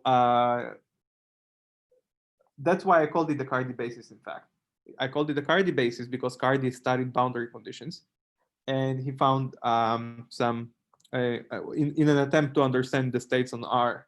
And what he found is that the basis of states has to satisfy this equation. And this equation is exactly the same as the previous equation. It's the same as our equation for the most general solution of the bootstrap. So actually that basis that we discussed in some detail is also the correct basis of states that eventually become super selection sectors on R. And you can repeat it for the ZN gauge tree and understand which states in the ZN gauge tree that become vacuate on R. And that's actually a very cute exercise. You'll see how your intuition from Peskin and Schroeder translates about states on R translates to the states on S1. So the bottom line of this whole discussion is that there is some kind of open-closed trick with this annulus. So this is an annulus. And by following the proof, you can find this answer. So the whole message is just that that basis of EI is also the basis of states on R. This will play some role soon, but now I want to move on to the topological lines or the non-symmetry lines or defect, whatever. Okay, there is a question. Well, well, you can get to R times R if you just make the temperature very low. That's the answer. Are there any questions before I move on to the next topic? So far, I just gave you a quick overview of two-dimensional topological theories. We completely solved them, and we found some preferred bases. Now we'll move to the question of symmetries or non-symmetries. there is a Yun Bao asking. Yeah.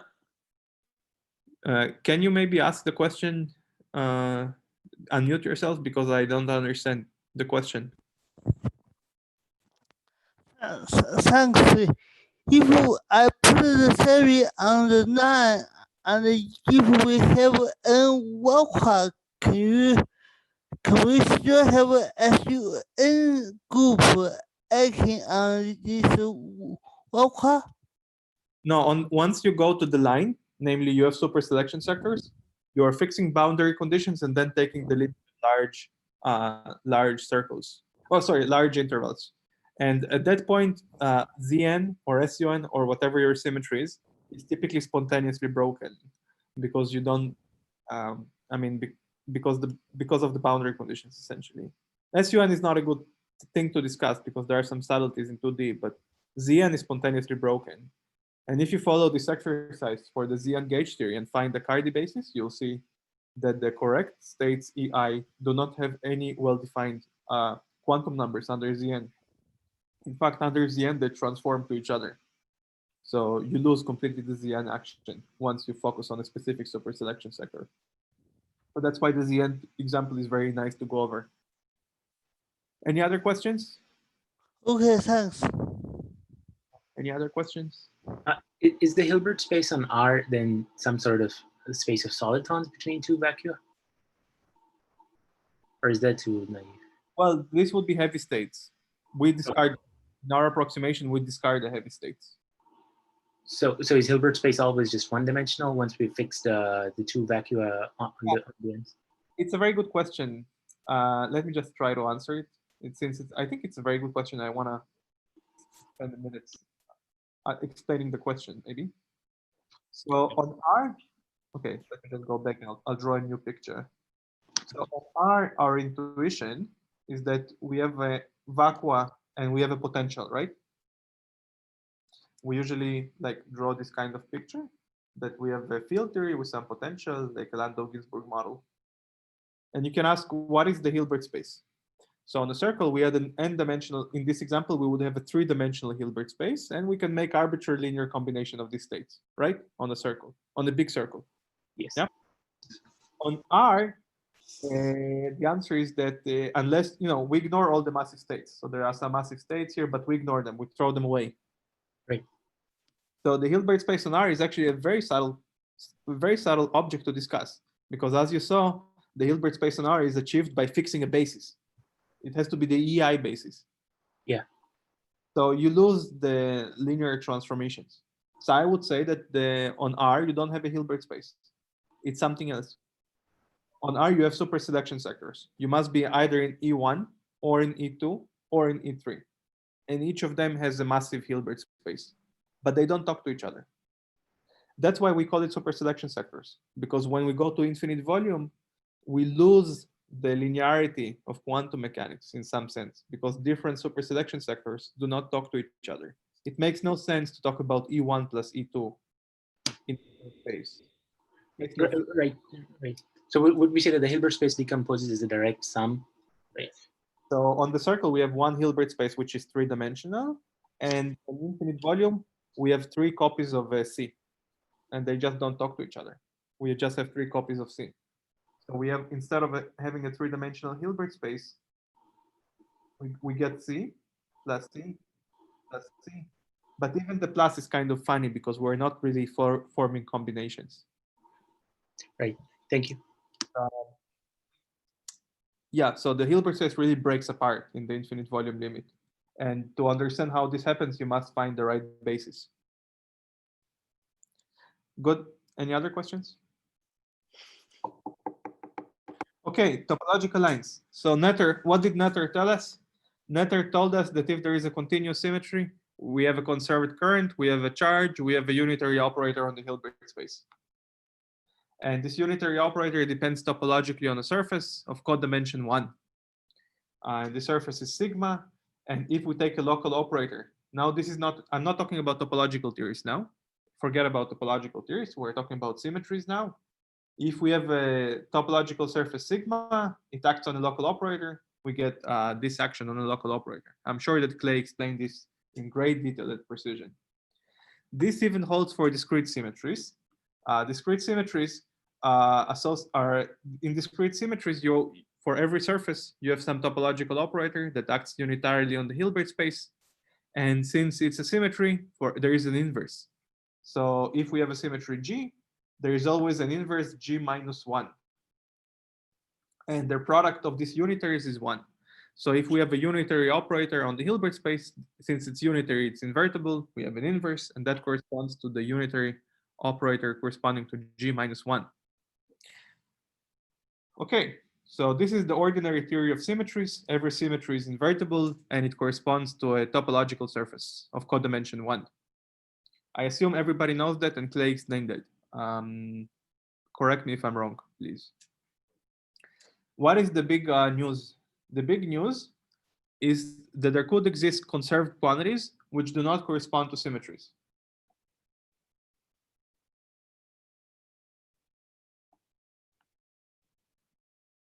Oh, something froze. Did my iPad freeze? I can't, it's not moving. So. It seems so. Yeah. Yeah, my iPad froze. Just a second. Let me try to. Oh my God, why did that happen?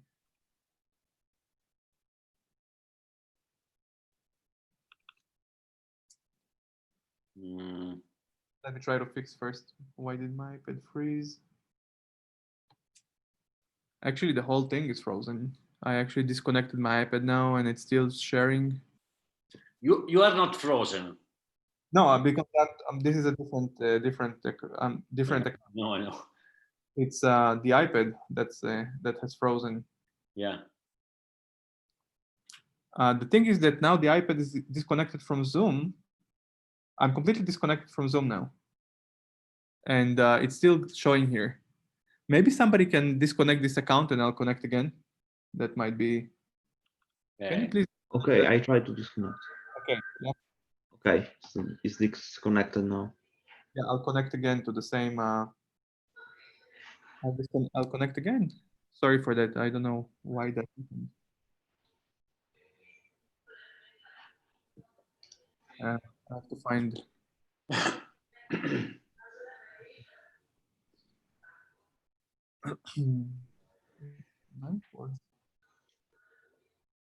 That was strange.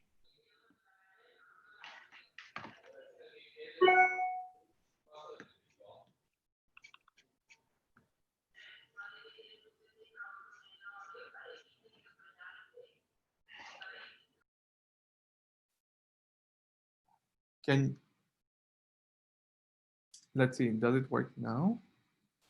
Well, I'm you can see it. the whole thing all over again. It should work in a second. Yeah.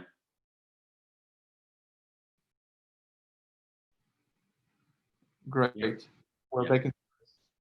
So the big news is that there are some conservation laws in nature or in quantum field theory which actually do not correspond to symmetries. So Netter was kind of, Netter tells you that a symmetry corresponds to a conservation law, but turns out that that's not, that not every conservation law comes from a symmetry. So that's the main thing that I want to explain now. And the most amazing thing is that these conservation laws do not have to be invertible. So it's not for ordinary symmetries, every symmetry operation has an inverse, but there are conservation laws that are not even, that are realized as some operators on the Hilbert space, but these operators are non-invertible and they're non-unitary, of course. So first I want to tell you about the axioms of these systems. How do we think about it? It's different from symmetries. We have to lay out the axioms. Then I'll talk about examples and applications. So we think about it abstractly as a collection of topological lines. What is a topological line? You give me a surface. In 2 dimensions, this would be a line. In general, it would be a codimension 1 surface. And I give you a topological operator that depends on this line. And I'll just call them Ti. So there could be many such conserved quantities or topological lines that have nothing to do with symmetries. Formally speaking, for the mathematical machinery to work, we should be able to add lines. So sometimes it will be necessary to define an addition of lines. So we can take 2 times the first line, like plus 3 times the second line. These additions are over the non-negative integers. And it's a purely formal mathematical operation, and we can understand it in quantum field theory in correlation functions. So you can try to insert into correlation functions such conserved quantities, Ti, or you could try to insert linear combination. So that means that you're looking at the sum of correlation functions. So we have a bunch of conserved quantities. There you can add them formally.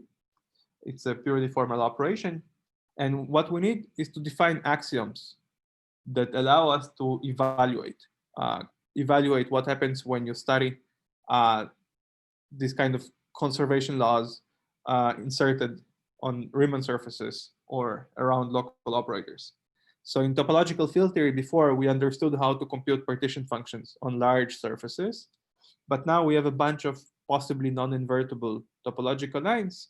So we need to understand what are the rules of the game if we were to add some topological lines on this Riemann surface. So we could add like a funny figure like that. We could add even more like here. And we can ask what would be the correlation function. Is the question clear? Or are there any questions about what are these non-invertible symmetries even mean? So if there are any questions about what this whole thing even means. Yeah, what are the associated conservation laws like? I'll give you examples soon, but for now, what I want to tell you is that it turns out that there are conservation laws or topological lines that have nothing to do with symmetries. I'll give you examples very soon. Okay. And one thing you want to do is to understand how to compute correlation functions. Because for ordinary conservation laws, if you look at any book on quantum filter, there is a chapter about word identities, right? What is a word identity? A word identity tells you how to compute correlation functions with the current, with J mu. It tells you that you can construct the loop around local operators, do Cauchy theorem, and so on and so forth. But if the current is not, if the topological operator is not invertible, these rules don't apply. And you have to come up with new rules. So first I'm going to tell you what are the axioms. How do we handle these objects? And then I'll give you examples. Okay?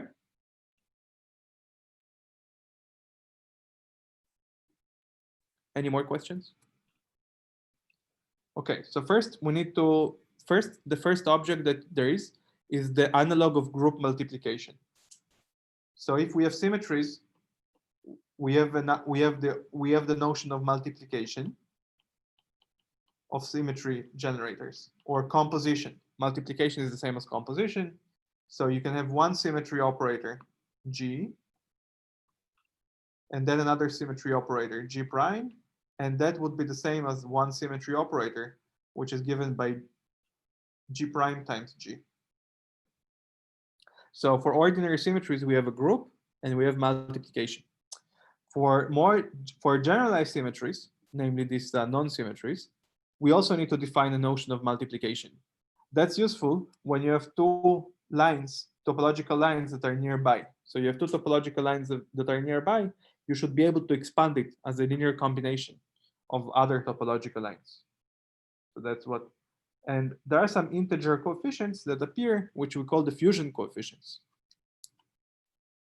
So this Nijk is a certain matrix with which takes non-negative integer values, and ijk are the indices of all the possible lines. And this is how we do, every time you see two lines nearby, we can replace them by a sum. This generalizes the notion of group multiplication, that if you have a symmetry G and then you act with a symmetry G prime, that's the same as acting by G prime G. An important notion is of simple lines. Those are the lines that themselves cannot be written as linear combinations of other lines. So those are like the elementary lines that cannot be decomposed as linear combinations of others. And typically, people assume, and also in physical applications, it's good to assume that there are only finitely many. So that's the same as assuming that there are finitely many conservation laws that may or may not come from symmetries. There is a question in the chat, is this new symmetry also forming a group? Well, it cannot form a group since there are no inverses, right? So some of these new symmetries may not have inverses, so they would not form a group. Mathematicians call the objects that they form a fusion category. Let me just write it here. But it's not a group. Why do mathematicians call it a fusion category? Because the main ingredient is this fusion rule of how you handle the product of two T's. I'll give you examples soon where you will see that it's not invertible and it does not form a group. It forms something else. Okay, so we have fusion, which is the analog of group multiplication. And there is something that's almost like an inverse. It's as close to an inverse as you can get, which is the reversal of the orientation. So for every conservation law tau or T, there is a conjugate conservation law T star, where you reverse the orientation of the line. Instead of going to the right, it goes to the left. But this doesn't have, so for ordinary symmetries, if you have another current for symmetry G and another current for symmetry G going the other way, that's the same as G minus 1. And they always annihilate each other. So that's always the same as a trivial operation. But in the world of these non-symmetries, that's not a trivial operation. It may have some other stuff on the right-hand side. So other lines. So this is like other lines. So the product of something with its inverse or conjugate, or something with its conjugate, is not 1. We'll see examples very soon. Another important question about these topological lines is what happens if you try to cut them up, cut them off. Like what happens at the end point? So we can do radial quantization. This is very similar to the operator state correspondence. We can do radial quantization around this endpoint. And this becomes a cylinder where the line T runs like in the time direction. And this is called the Hilbert this is not the same as the S1 Hilbert space, because now there is a topological defect running up. But this defines another Hilbert space, which we call the defect Hilbert space, or we can also call it H tau or HT. And the number of states is the trace. So that's the dimension of the defect Hilbert space. Or in other words, lines can end on some topological endpoints, and that's the dimension of the Hilbert space. This also generalizes, for instance, if you've ever looked at the Ising model, in the Ising model, there is a Z2 symmetry. And this Z2 symmetry line can end. So in the Ising model, there is a Z2 symmetry, and it can end. And there is something that's called the disorder operator that lives at the end of this line. So this generalizes this notion to this world of non-symmetries that are not necessarily invertible. You can also consider the Hilbert space with two defects that will be generally a different Hilbert space from the one that we saw before. And that looks, so in radial quantization, that looks like local operators that interpolate between the line T1 and T2. So to make a long story short, there are this, there is a possibility to have conservation laws that are not related to symmetries. And there is an algebra that they satisfy, which is called the fusion category. I don't want to go much into the algebra. I want to show you more applications. I want to show you a little bit of applications, because I don't want to run too much over time, and the applications are kind of nice. So I'll just jump over many of the axioms. And well, I do want to say that there is associativity. That's important. So if you have three lines, which are possibly non-invertible, you can fuse those two first and then fuse the third, or you can fuse, let's say, those two first and then the third.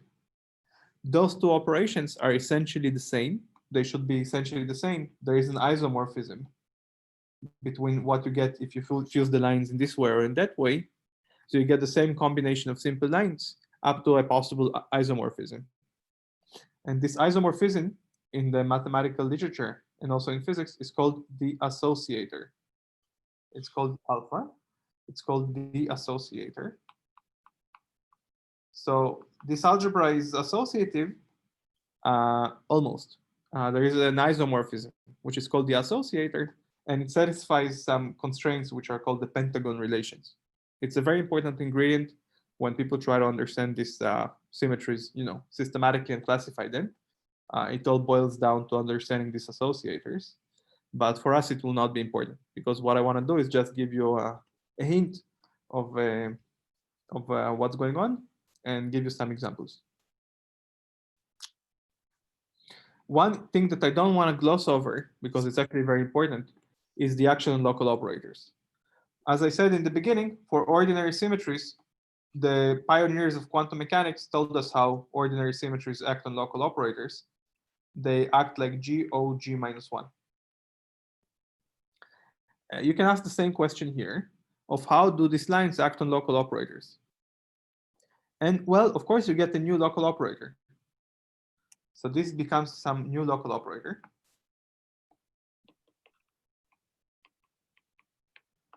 But it may not be related to O by any symmetry transformation, because it may not even be invertible, this action on the space of local operators.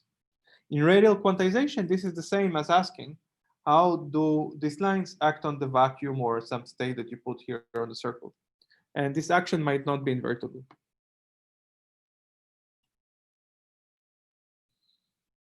I'm glossing over the NIM-REPs. I'll just say one thing about it, which is that you can also try to ask the question of what happens when you take the decompactification limit. In the decompactification limit, you can put these lines So you have an interval with some of these states AI and AJ that we found that lead to nice states at infinite volume, and you can put a line, a possibly non-invertible line. So you get some Hilbert space on the interval, and the number of states is an important matrix in this field, which is called the NIMREP. It's the matrix with non-negative integer entries, which tells you how many states there are in this Hilbert space on the interval, given the boundary conditions I and J, and given a line T that is in the middle.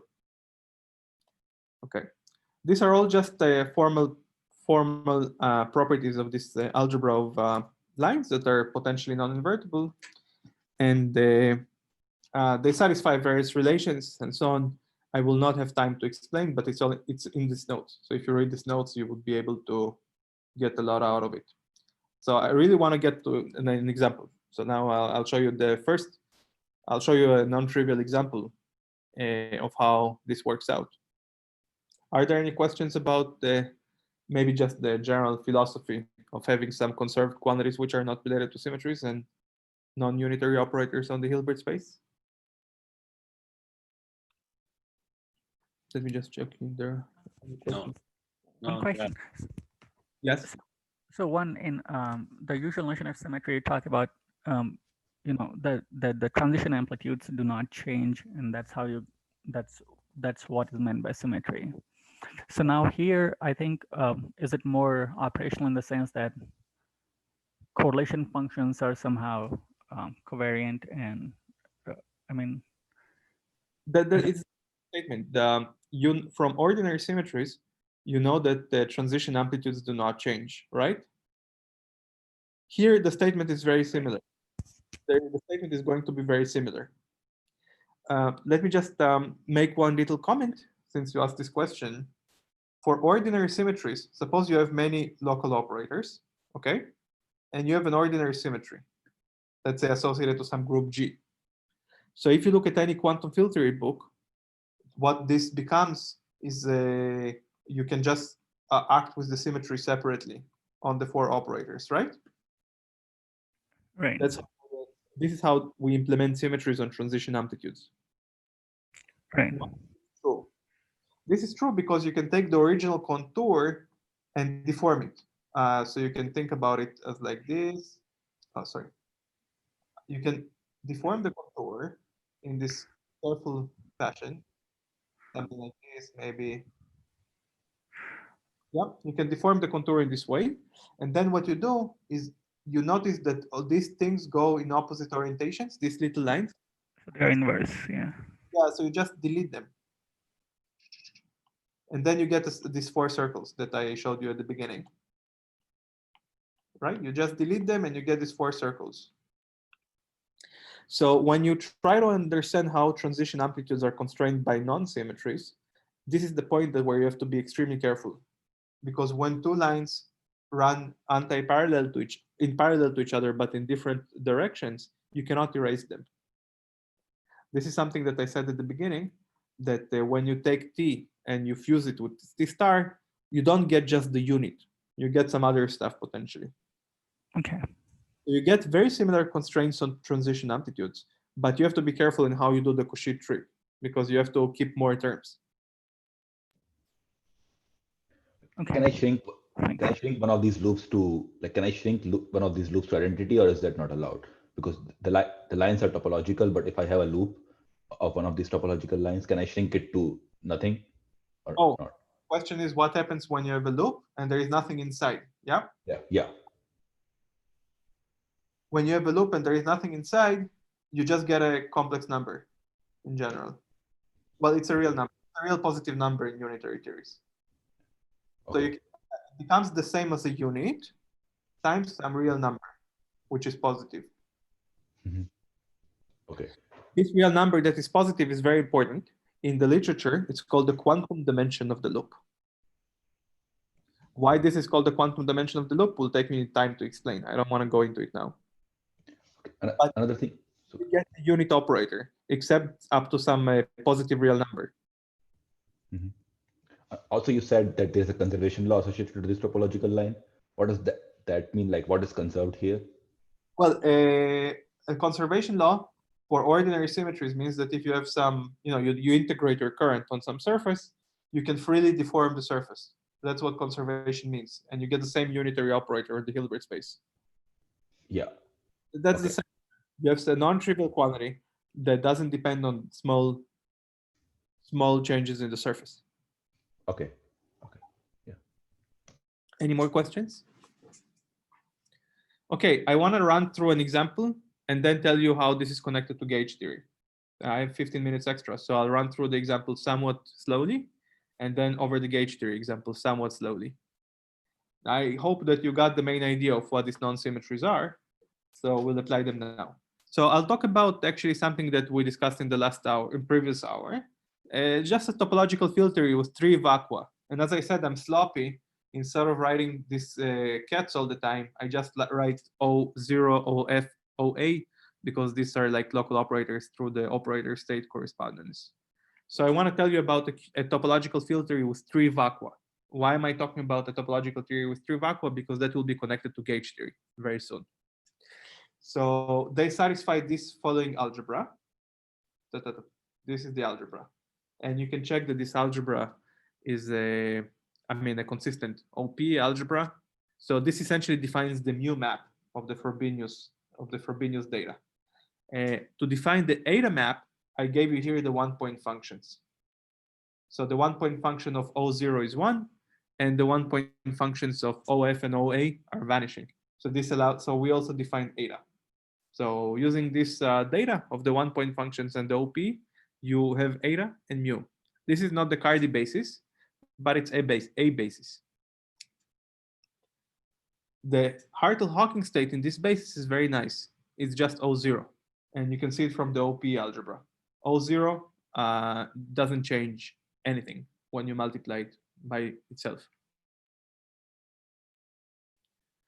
So I did the exercise for you of going to the Cardy states. So I found the Cardy states by just looking for a basis where everything is idempotent. So EIEJ is lambda EIEJ. So this is the basis. I just did this change of basis for you. You can check that in this basis, eta is the Kronecker delta symbol. So the 2-point functions are all 1, or they're orthonormal. And I also checked that the OP in this basis is very nice and diagonal, like we require from the Cardy basis. So you see that this system has 3 lambdas. We have lambda 0 is 2, lambda A is 2, lambda F is square root of 2. Mm-hmm. Are the 3 counter terms for the Euler characteristic. Okay, this is a very explicit example where this is the legal topological filter. And we can even compute the S2 partition function, which is the same as the norm of the Hartle-Hawking state, using the formula I gave you before, and you get 1. This is all nice and consistent because the 1-point function of O0 on S2 is 1. So that's the same as the norm of the Hartle-Hawking state. So everything is consistent. This is a perfectly consistent TFT with 3 states. I think it's probably one of the only 2 TFTs with 3 states. There is that and Z3 gauge theory, but I might be mistaken. Maybe somebody knows. So this is a nice TFT with 3 states. And no, actually, of course not. Forget what I said. There are infinitely many others characterized by any possible choice of lambdas. Yeah, so what I said is wrong. But this is a TFT with 3 states, and it will be interesting for what we need. Here I also summarized in a table all the expectation values of the local operators O0, OA, and OF in the Cardy states V. Okay, so you take, suppose in this column, these are the expectation values of O0, OA, and OF in the state V0. And then you have the expectation values in the states VA and VF. This is just all very simple algebra using the eta and mu matrices. I want to draw your attention to one little fact that will be important soon, which is that this operator OA takes expectation values which are roots of unity. So 1, 1, and -1. This is not surprising. Remember that it's OP, if you remember, OA squared was O0. And O0 is essentially 1. It's the Hartle-Hawking state. So OA has to have eigenvalues either 1 or -1. So the fact that it obtains these expectation values is not surprising, but it will be very important soon. Okay, so this is just a TFT with 3 states, a particular TF topological filter in 2 dimensions with 3 ground states, which are degenerate. Are there any questions about it?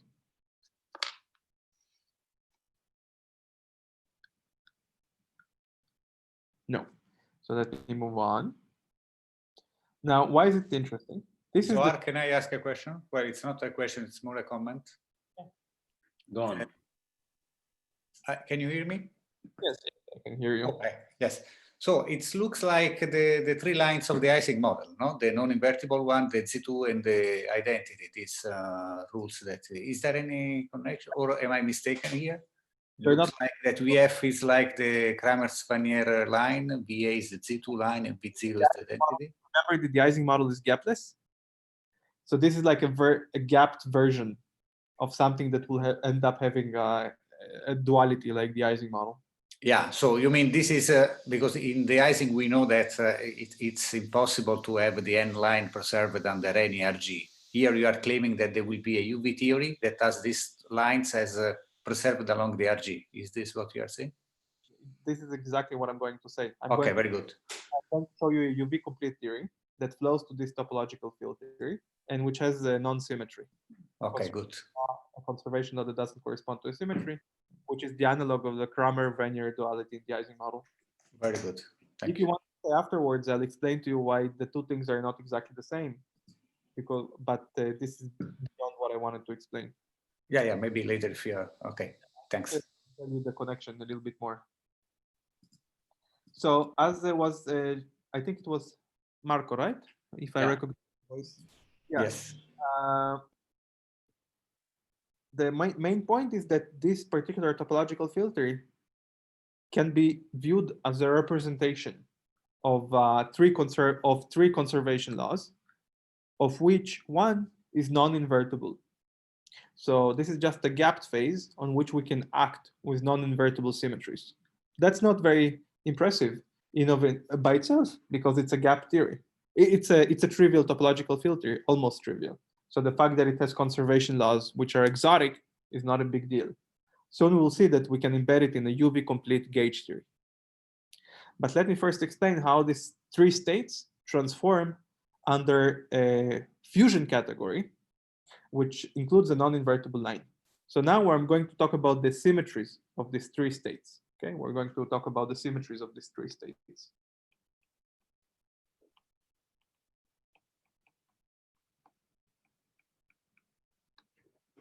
So there will be 3 symmetries.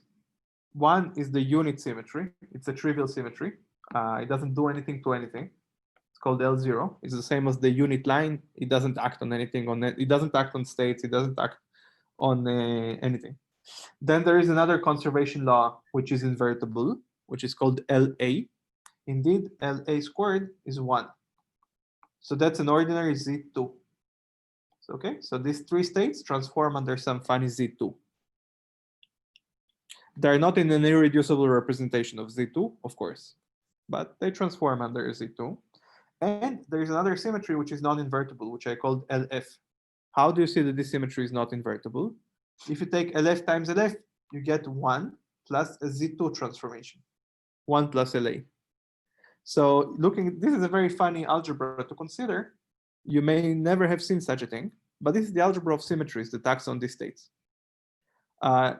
It doesn't matter how much you play with it, you would not be able to find an inverse for LF. If you multiply LF by itself, you get 1 plus LA. You try to multiply LF by LA, you get LF. There is no way to get rid of LF. So it's a symmetry algebra that has an object that is not actually a symmetry. It's a non-symmetry.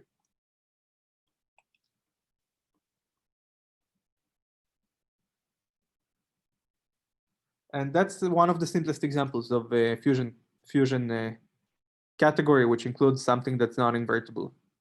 And now what I need to give you to completely specify the problem is how these things act on the Hilbert space of this 3-state model. So here it is, LA, LF, act on the Hilbert space in the O basis as follows. So remember, this is a Z2 guy. This LA is just a Z2 guy. What does it do? It takes OF to minus OF. So it just takes one of the states and puts a minus sign, like a Z2 symmetry. LF does something much more funny. It takes one of the states and kills it completely. And that's how we know that this is a non-unitary action. A unitary operator cannot take a state and kill it completely without spitting it out somewhere else. You can also write the action of the symmetries in the Cardi basis. And what it does, what the Z2 symmetry does in that case is just to interchange these two guys. And it doesn't do anything on VF, as you can see. And LF does something strange. Again, it leads to some non-invertible action on these three superselection sectors. So if you ask what happens when you act with the symmetries on superselection sectors, you get something quite bizarre. So the Z2 is just ordinarily broken. This is just an ordinary broken Z2, spontaneously broken Z2.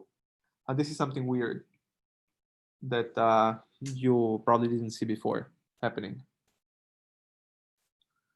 Okay, now I have a little comment of how do you get this three-state model from Chern-Simons theory. That's for the experts. This particular model can be obtained by compactifying Chern-Simons theory in a circle. Mathematicians call this confusion category the Z2 Tambara-Yamagami category Ty minus. And what I wanted to tell before, which is a little bit technical, is that this is indeed very similar to the Ising story, except that in the Ising story you get Ty plus, which is a little different, not Ty minus. Okay, now let me get to trying to convince you that this story, which so far was at the level of just a topological filter and it's a little boring, it's just almost an empty model, how this actually constrains gauge theory dynamics. Are there any questions about the action of the lines in topological filter before I get to gauge theory dynamics?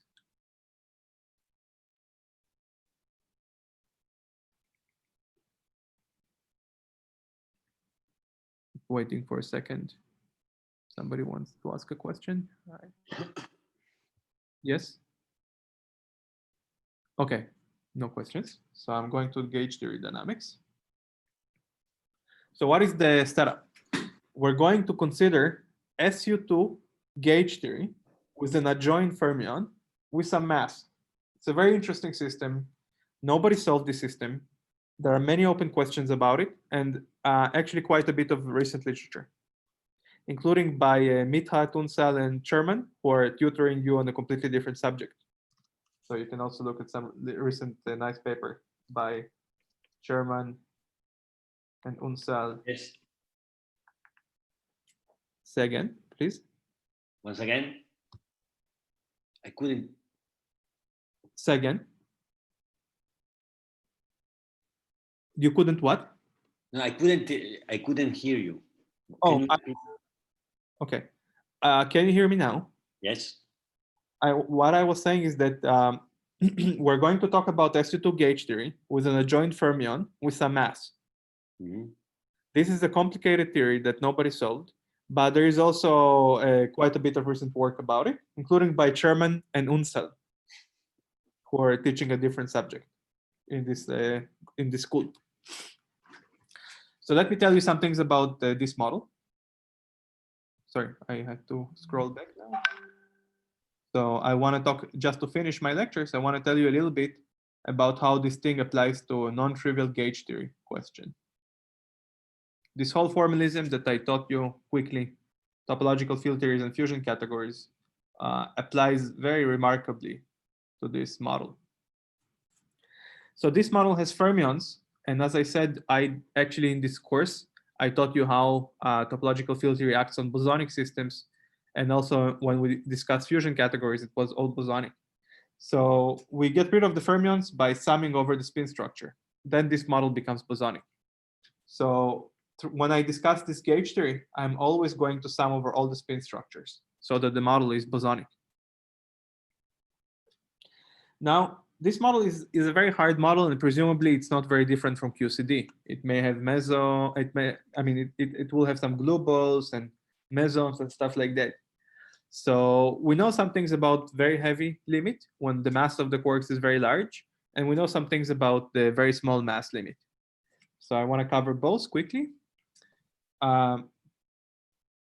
When the mass is huge and positive, the model confines. The model confines. So we have two vacua without a string and two vacua with a string. This system has a quantum number, which is a certain topological operator, which measures if there are strings or no strings. So this model actually has an exact topological operator, which corresponds to a one-form symmetry. This is a one-form symmetry charge, which measures if there are strings or there are no strings. So the large mass limit of this model is quite easy because gauge theory dynamics without matter in 2 dimensions is completely solvable. And we know that there are two vacua on the string and two vacua without string. The limit of a very small mass is strongly coupled, and there are many papers about it, starting from the 90s of some works by Gross, Klebanov, and others. So the small mass limit of this model is very interesting. I want to tell you about the symmetries of the massless model. It turns out that exactly at the massless point, exactly when the model is massless, this fusion category comes into play. So the model has a non-invertible symmetry when it's exactly massless. So we have this guy. And this constrains the gauge theory dynamics very severely. As we have seen, once we have this conservation laws and they satisfy these finding fusion rules, you may not be able to find gapped trivial vacua which are non-degenerate. So in fact, just from the existence of this non-invertible symmetry, you can conclude that the model has to have 3 vacua. And these 3 vacua are exactly the vacua that we had before when we studied topological filter. So this is an example of a non-trivial UV complete model that flows to 3 vacua topological filter. And these 3 vacua topological filter, they transform under the non-invertible symmetries in the model, which are L0, LA, and LF. And they act on these 3 vacua, and they act on the model throughout the RG flow. So we have 1 state on the string and 2 states which have no string, where some Z2 is spontaneously broken. So what can we do with this? I'm not going to, of course, cover it systematically. I'm just telling you what can you do with this machinery. So first of all, because at large mass, there are 2 states on the string, and at small mass, this fusion category shows that there is only 1 state on the string. You can actually prove that there is a massless fermion on the string at some finite mass. So this is in this diagram. So if you look at states with no string, it seems that there is no transition as you crank up the mass. There are always 2 states on this without a string. But if you look at states with a string, suddenly 1 state has to turn into 2. And that may happen with a 5⁴ model. So this is like a paramagnet transition. This is an Ising 2 transition. That's one conclusion that you can get. A more interesting conclusion is that the model actually deconfines. Why does the model deconfine? Because at very large mass, the string has a finite tension. So the string states are like excited compared to the vacua states. But the non-invertible symmetry at 0 mass implies that there must be 3 vacua. You cannot have just 2. So it means that this and this are exactly degenerate at 0 mass. So these 3 vacua must be exactly degenerate at 0 mass. And in particular, the string tension vanishes. So what does it mean that the string tension vanishes? It means that when you try to pull a quark from an anti-quark, they don't experience any linear force, and therefore there is no confinement. So the symmetries imply deconfinement.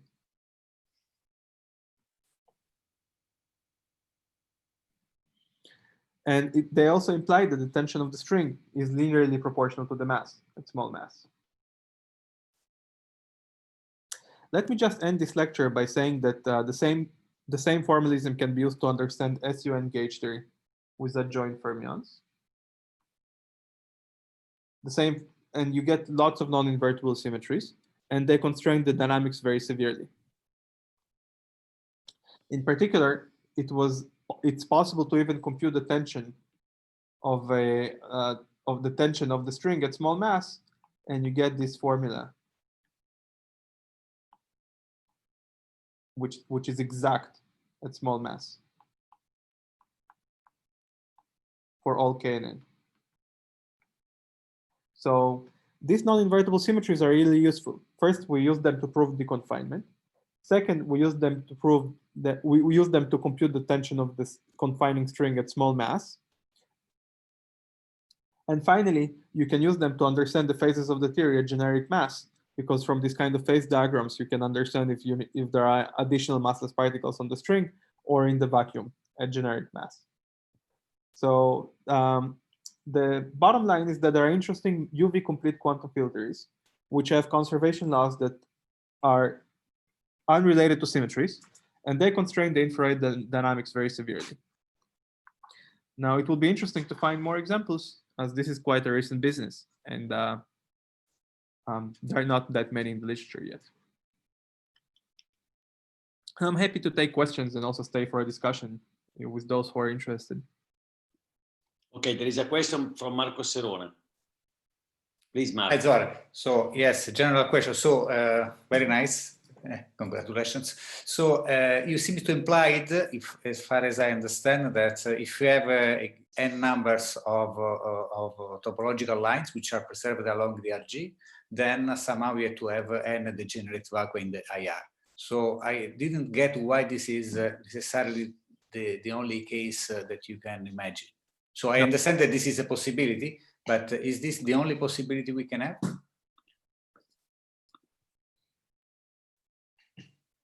Okay. Marco, are you able to stay? Maybe I'll take this. This is a very big question of the classification of possible infrared phases consistent with some fusion category. And I can give you an exhaustive answer. But maybe there are simpler questions, and we can discuss it. Yeah, sure. I will be around. Yeah, okay. I will be here. I'm at home, so yes. I'll be able to give you, I think, a satisfactory answer, but it will take some time.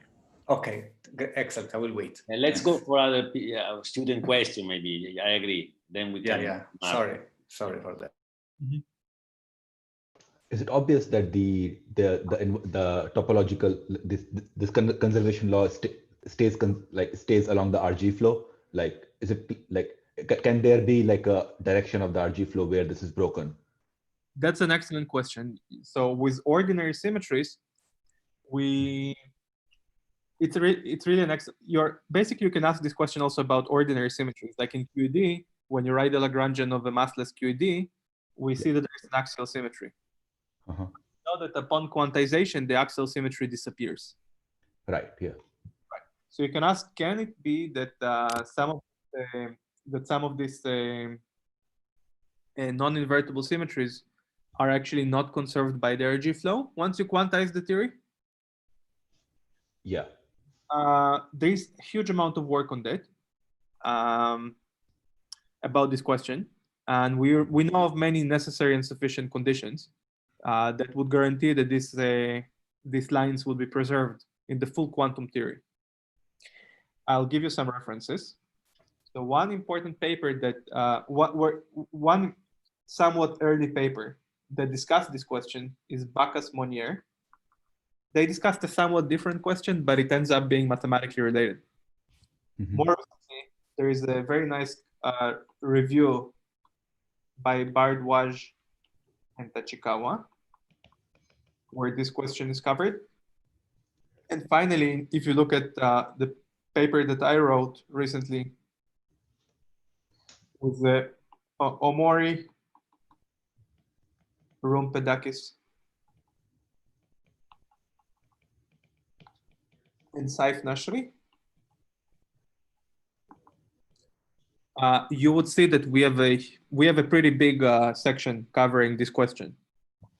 Mm-hmm. Of when does the symmetry survive, in the full RG flow, and so on. Another important paper is by Chang, Yin, Wang, and maybe I missed a few, where they asked about whether these lines remain topological in curved space. That's another possible thing that can happen, that maybe they are topological in flat space on the torus, but when you go to an actual curved manifold, they would not be topological. So they also discussed, this is a somewhat similar question, and it's being discussed in that paper. So the short answer is that there is no complete understanding yet, but some things are known. And in the example that I told you about, we are 100%, it's 100% guaranteed that the symmetries are there in the full massive theory. I see. Okay, thanks. There is a question from Ivan Garozo. Maybe you can ask this question if you can unmute yourself. Yeah, Ivan, go ahead, please. Yes, I would like to ask if it is possible to generalize the concept of symmetries, both in the case to higher forms and non-symmetries, as you explained, and if you have any hint on possible gauge theories for which such a concept can arise and can help in putting constraint on the various IR phases. Yeah. The question is whether higher form symmetries can also be non-invertible. I assume that Clay taught you about higher form symmetries, right? Yes, exactly. Yeah, and Clay probably covered only examples where these were realized as unitary operators. Mm-hmm. And I assume that there is I mean, obviously you can conceive of a situation where higher form symmetries are not realized as unitary operators, and there is a fusion category instead. Mm-hmm. Now, if you ask me if I know of an example where this happens, I don't. But I also don't know of many higher dimensional examples where even just ordinary fusion categories are realized. So I think that we're just like seeing the beginning of this whole thing, and the constraints from higher form symmetries are now known in some cases, and in two-dimensional filters, I think that we now there is a useful mileage you can get from non-symmetries. But what's the more general story? I don't know. Okay, thanks for the answer. In the 3D Ising model, there is a line twist defect which could be attached to a topological surface. And could that be an example of higher form topological surface? But like it's not a symmetry because like you can move the surface around, but it's not a symmetry of the theory. So isn't it the Z2 symmetry? Well, if you're talking about the conformal defect in the Ising model, a line that ends on the surface, which is the Z2 surface, that surface is invertible. I see. Okay. Right. Okay. Yeah. Zohar. Yes. With these methods, can you study the theories both in infinite volume and finite volume exactly? Like you don't have non-perturbative corrections or stuff like that, since the operators remain topological, no?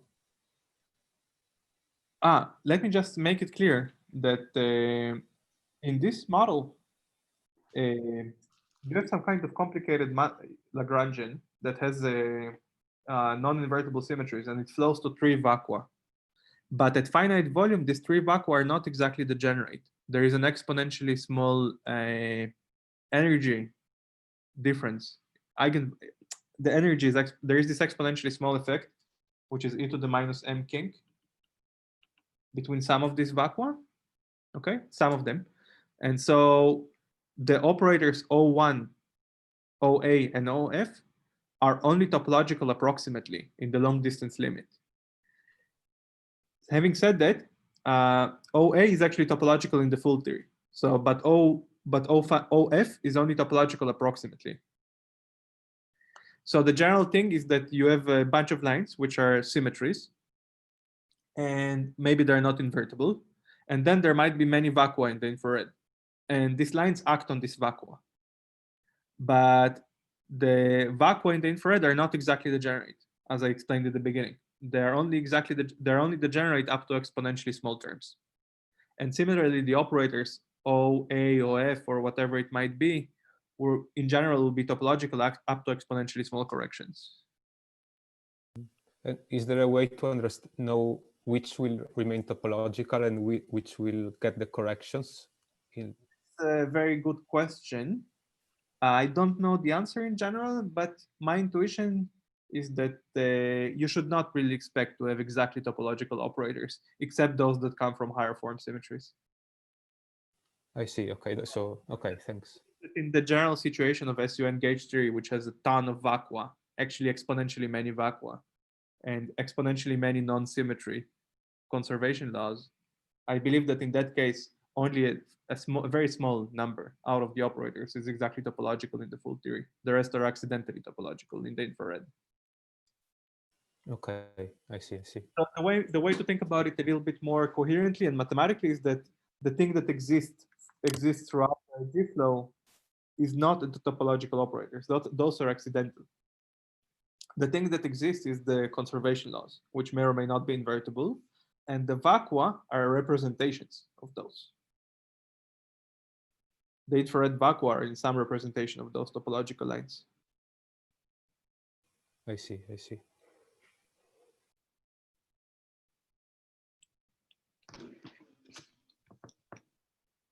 I have a question.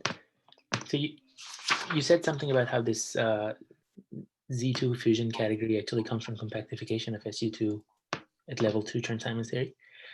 So I have two questions about that actually. Well, three. So first question is that this theory in particular has three lines, SU2 at level 2 Chern-Simons theory. So are these operators OA, OF, and O0 just coming from wrapping those lines on the circle, compactification circle? 100%. Right. And then, but this theory has the one form symmetry, has a one form symmetry which is fermionic. Does that, in the sense that the one form symmetry generator has spin half in 3 dimensions, does that make an effect in 2 dimensions after compactification? Like this distinction of bosonic versus fermionic one form symmetries in 3 dimensions. Got me confused. Oh yeah, it's n mod 2. Yeah, you're right. Yeah, it's fermionic. The one form symmetry in that model is fermionic. You're right. Yes. Right.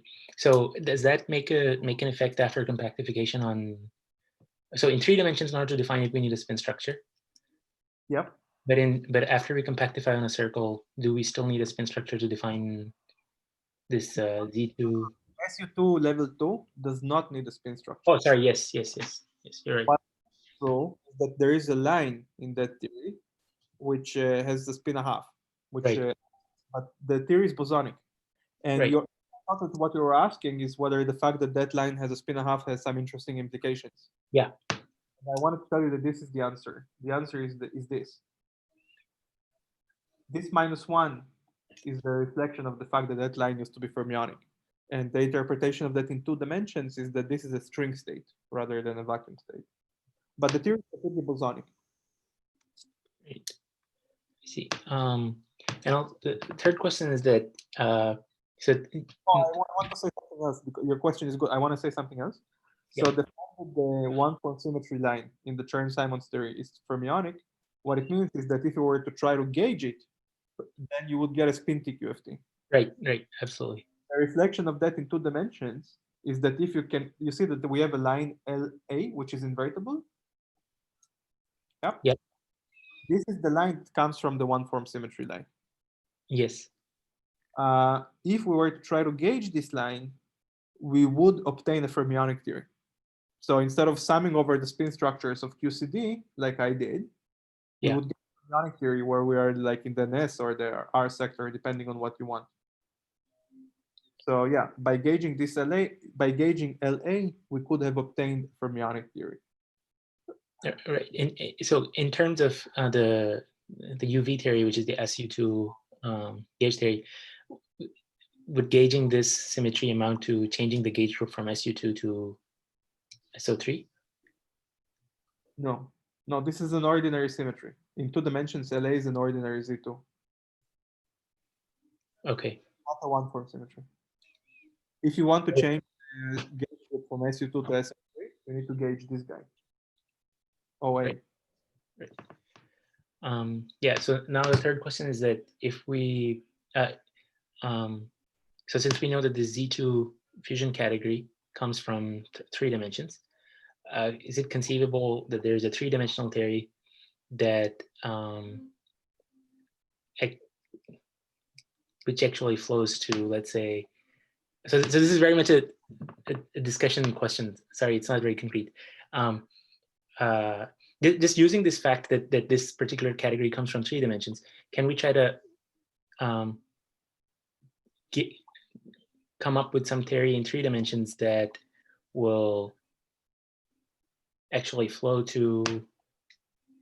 Yeah, it's a very good question, and the answer is yes. In fact, we present the paper.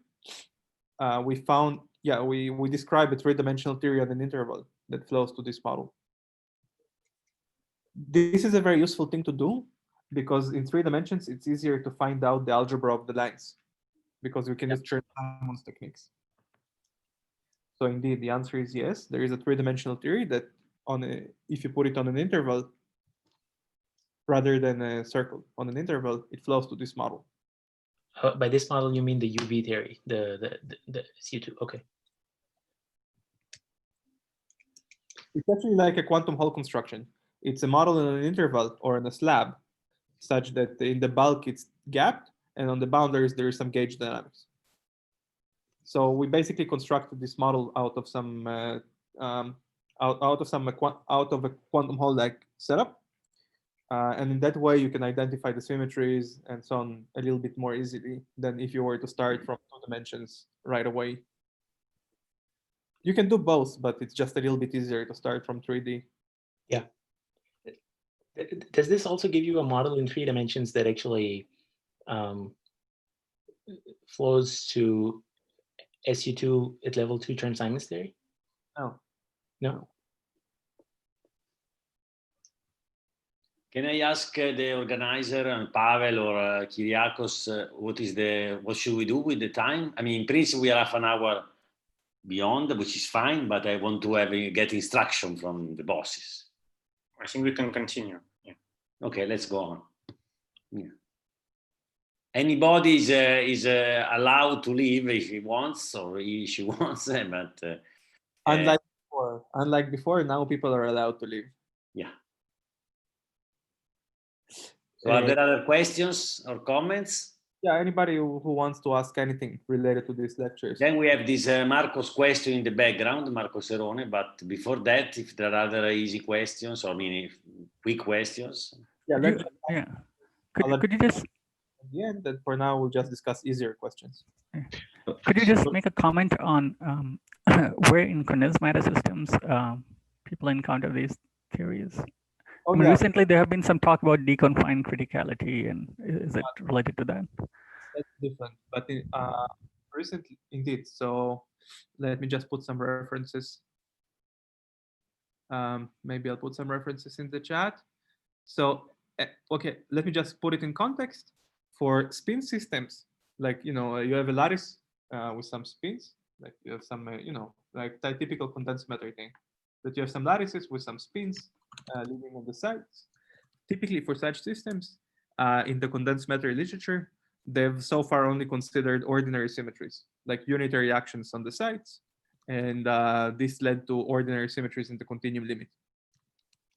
More recently, there has been a very nice work where they've shown that also these non-symmetries can arise on lattice systems, meaning non-invertibles, non-unitary operators, non-unitary symmetries on the Hilbert space. So there were a couple of papers. I can try to find them now and maybe leave some links in the chat, or I can just put it in the Slack channel, actually. Let me just put it, I'll just remind myself. I'll put the references in the Slack channel. It will be easier than to try to track down these references right now in real time. Okay. You could see that there are very explicit and very educational lattice constructions.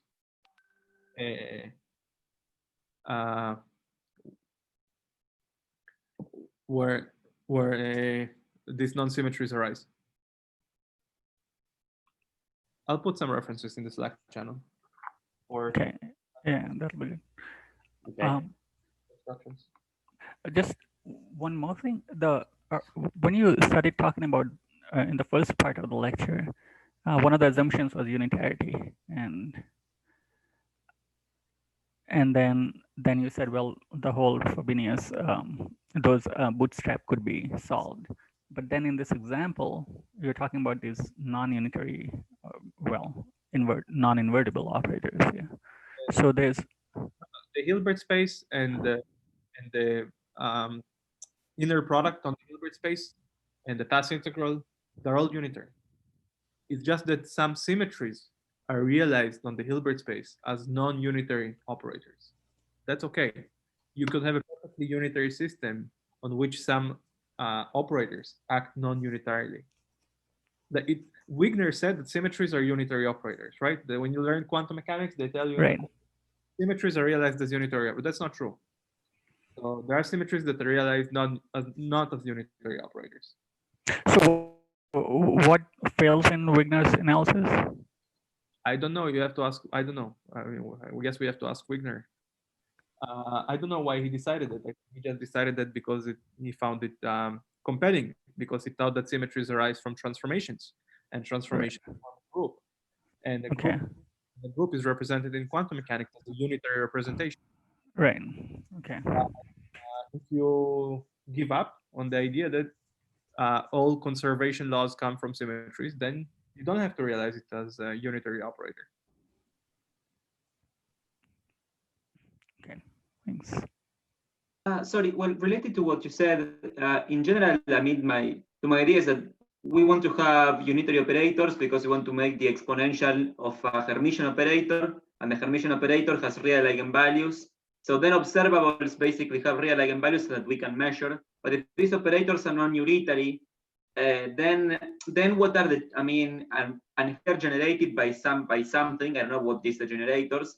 What are the eigenvalues? I mean, what they represent if they are not unitary? Yeah, they may have eigenvalues which are not on the unit circle, right? Unitary operators have eigenvalues which are not on the unit circle. Unit operators have eigenvalues which are on the unit circle, and non-unitary ones may have other eigenvalues. And I gave you an example where one of the eigenvalues was 0, right? You remember? That sigma was annihilated by one of the symmetries. Where was it? Here. So it actually, one of the eigenvalues is actually 0, which is manifestly not on the unit circle. Usually we don't use symmetries to measure things, right? We use symmetries to constrain transition amplitudes. And in this sense, this is as useful as any other symmetry. Yes. No, my question was that in general, well, unitary, because unitary are generated, for example, infinitesimally by a Hermitian operator, and then Hermitian operators are observables in the theory. Is this something, are there generators of these non-unitary transformations? I mean, observables, I mean? If you take a discrete symmetry,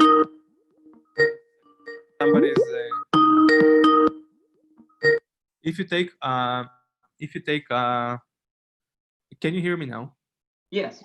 Yeah. If you take a discrete symmetry, an ordinary discrete symmetry a la Wigner, it's a unitary, but there is no Hermitian operator that is useful to talk about, right? Because there is no current. Right. So I would say that this is a non-essential part of the concept of symmetries, that the logarithm of the unitary, right? You're saying that the logarithm of this unitary can be sometimes interpreted as a nice Hermitian local operator, namely the current. Yes.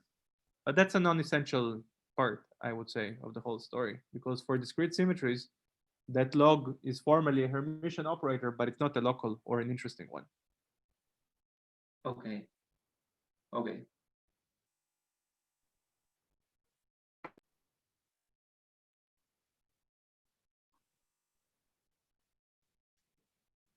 Any other questions before I get to a quick addressal of Marco's question? So just like the usual symmetries in quantum field theory can emerge in IR, can these non-symmetries also emerge? Oh, for sure. Yes, for sure. There are many examples where the non-invertible symmetries in the AI infrared are much bigger than the ones that exist in the full model, in the full QFT.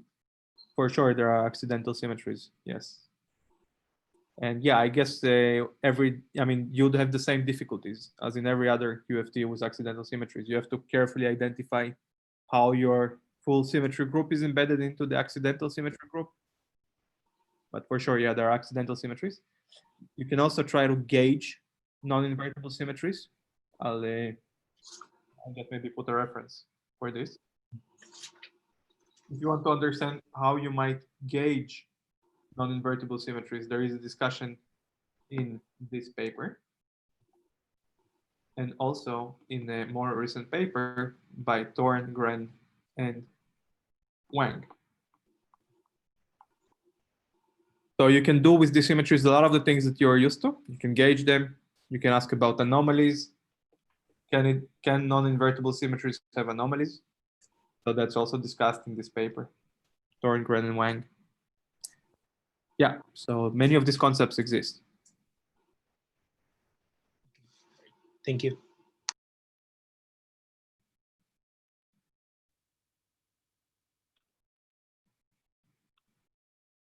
Any last question before I go to Marco's question? I'll just go to Marcos. Marco, you are becoming famous. He's already super famous. So given... Grazie. Grazie a tutti. What was that? Given a fusion category, we can ask, suppose we know that the vacuum is gapped, we can ask how many states? How many states are there?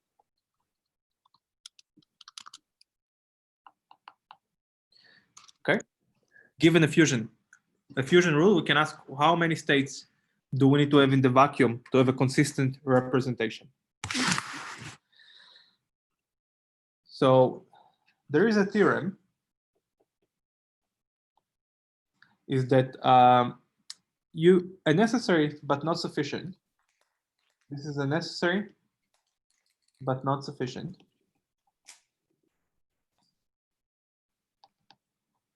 Is that you have to look for matrices.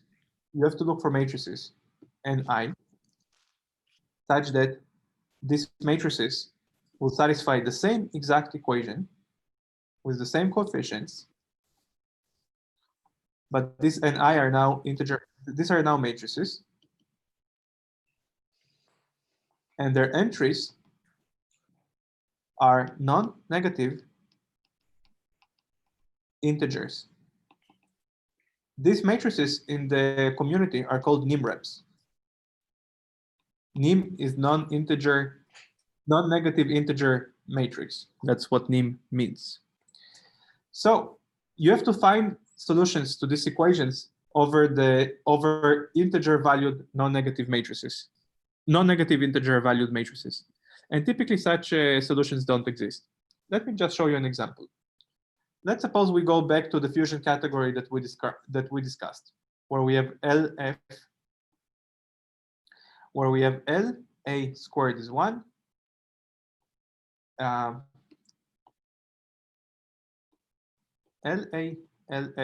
is LF, and LF squared is 1 plus LA. That's our fusion category that we encountered in this lecture. If there was a possibility to have a single ground state without any degeneracy, that would mean that there is an integer Na such that it squares to 1. And an integer Na and F such that this is true, and an integer Nf such that this is true. But clearly this is impossible because the first equation implies that Na is 1. And the second equation would therefore imply that Nf is square root of 2. So there is no solution over the integers. Therefore, it's impossible to find a single ground state. So this is like a quick one-line sort of proof that this QCD model cannot flow to one ground state right away. And it actually proves the confinement immediately, that the string must be tensionless. Now, it turns out that the simplest solution, which is legal, is a 3x3 matrices. Okay, so there is a 3x3 integer matrix that solves these equations, and that's okay. And that's what we found. This is the topological filter that I explained. Now, Marco also asked if it's always true that there is a representation which has the same dimension as the number of lines, the number of simple lines, to be more precise. And the answer is yes. This is called the canonical representation. Because it turns out that you can choose these matrices to be n, I, j, k. So it turns out that if you choose the matrices to be the same as the fusion coefficients, you land on your feet. So there is always a solution with the same dimension as the number of simple lines. But there are often solutions with dimension which is smaller. There are often smaller dimensional solutions.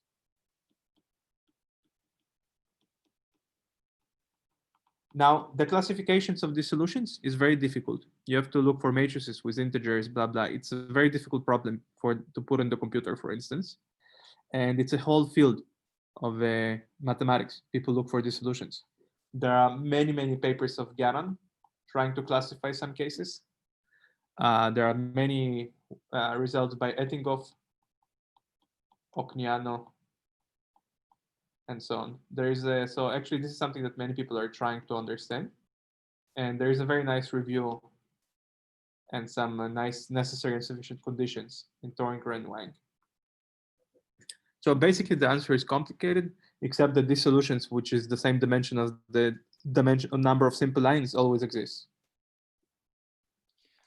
I see. So you were essentially working out one of the possibilities, the one that typically is there, and but we don't know dynamically which is realized, no? For this fusion category, for this very particular one, this one, you can easily prove that there are no 2x2 or 1x1 solutions. I gave you a proof for the 1x1 case, and 2x2 you can also prove. So actually, can be higher. Yeah, can be higher, but they would be reducible.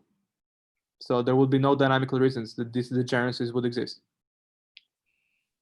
So you want to say that in this particular case of the adjoint fermion in the adjoint in 2 dimensions, this is essentially the only possibility there? Yep. Also, we analyzed in the paper SU3, SU4, SU5, SU6, and we found the smallest the smallest good representations. In general, it's very difficult. We don't know how to answer this question for generic n. Good. Okay, thanks. So can I ask you an easier question that I should have asked you before? At some point, I think I was a bit confused by the fact that you were saying that some of these topological lines are only, in the IR are approximate topological, but actually they are not. No, they're not. So they're not. Yeah. So because I had in mind this picture that probably is not the full story, I believe, but I would like you to explain to me better. So I had in mind that we have a UV theory. This UV theory has some symmetry group, including non-invertible lines. So it's a bunch of lines in the UV. Then this is a CFT, let's say a free theory. And then we add some deformations local operators, and that will flow the theory to some gapped phase. And then we want to study this gapped phase. I believe this is the big picture you have in mind, right? Definitely. So what I had in mind is that the lines that we should talk about are the ones that somehow are preserved by the deformation, no matter what it is, the deformation, because all the others will be explicitly broken and we forget about. But in this picture, my lines, the one that, yeah. If you add local operators O, you deform the action by O, right? If O satisfies that this is the same as this, yeah, that the O comes outside and you pay no price, then T will be conserved. Exactly, yes, that's what I had in mind. So in this case, I would say that along the whole RG flow, my line is conserved. It's not an approximation of the AR. It's just there from the UV to the AR, all the way. And I had in mind somehow that we were talking about these lines. But then the lines I had in mind are always exactly conserved. They are not approximately conserved. So what did you have in mind when you said that only in the IR they are topological? I must have misspoken because that's definitely not the case. The lines are exactly conserved in the full theory. Yeah, no, I had the impression at some point that there were, because this is even more interesting, but I had no idea that there might be lines which are no longer topological, but then somehow they are some emergent, like maybe there was a discussion in the chat, and they become back topological in the IR, like an emergent symmetry, if you wish. The analog of an emergent symmetry in the discrete case. That could definitely happen, but that's not what I meant. And that's not what you, okay. So we are on the same page. Okay, good. But the lines that I described in SU2 gauge theory are exactly conserved for every G and Mills and every scale, every energy scale. Okay, very at m equals 0, right? Yep. And associated m not equal to 0, this mass operator does not commute with the main non-invertible line. Actually, it doesn't commute with the left, and you lose the arguments for the confinement. Very good. Okay. There is confinement at non-zero m. Thanks. Definitely, I'm only talking about lines which are exactly. Now, you can think about flowing from a CFT to something interesting by adding an operator. And then this condition that we just talked about is necessary and sufficient. But if you gauge, you can also try to trigger a flow by gauging, right? You start from some CFT and then you gauge some subgroup H. Yes. Then it's more difficult because gauging is a little bit more abstract and you have to try to think carefully if your lines are going to be preserved or not. Okay, it's a little bit different question and it's a little bit harder. Okay, I got it. Yes, thanks.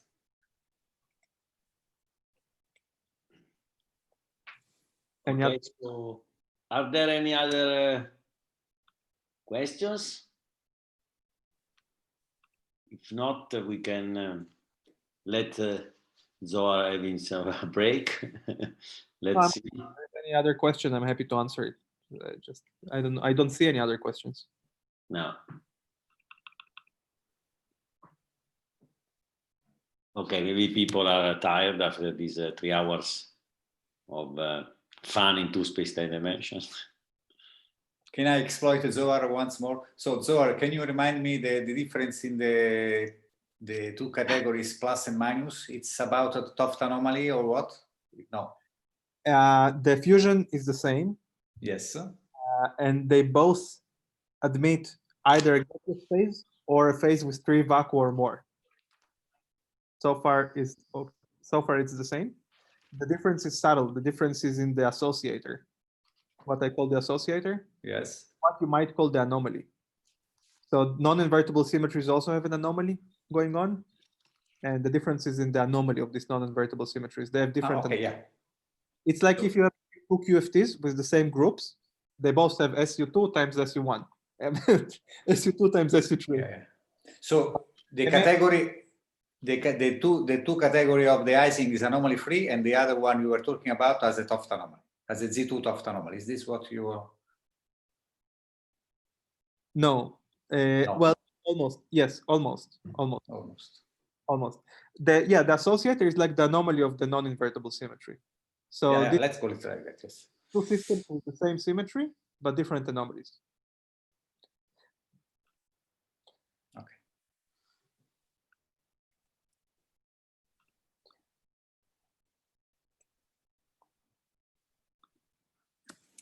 I think that's it.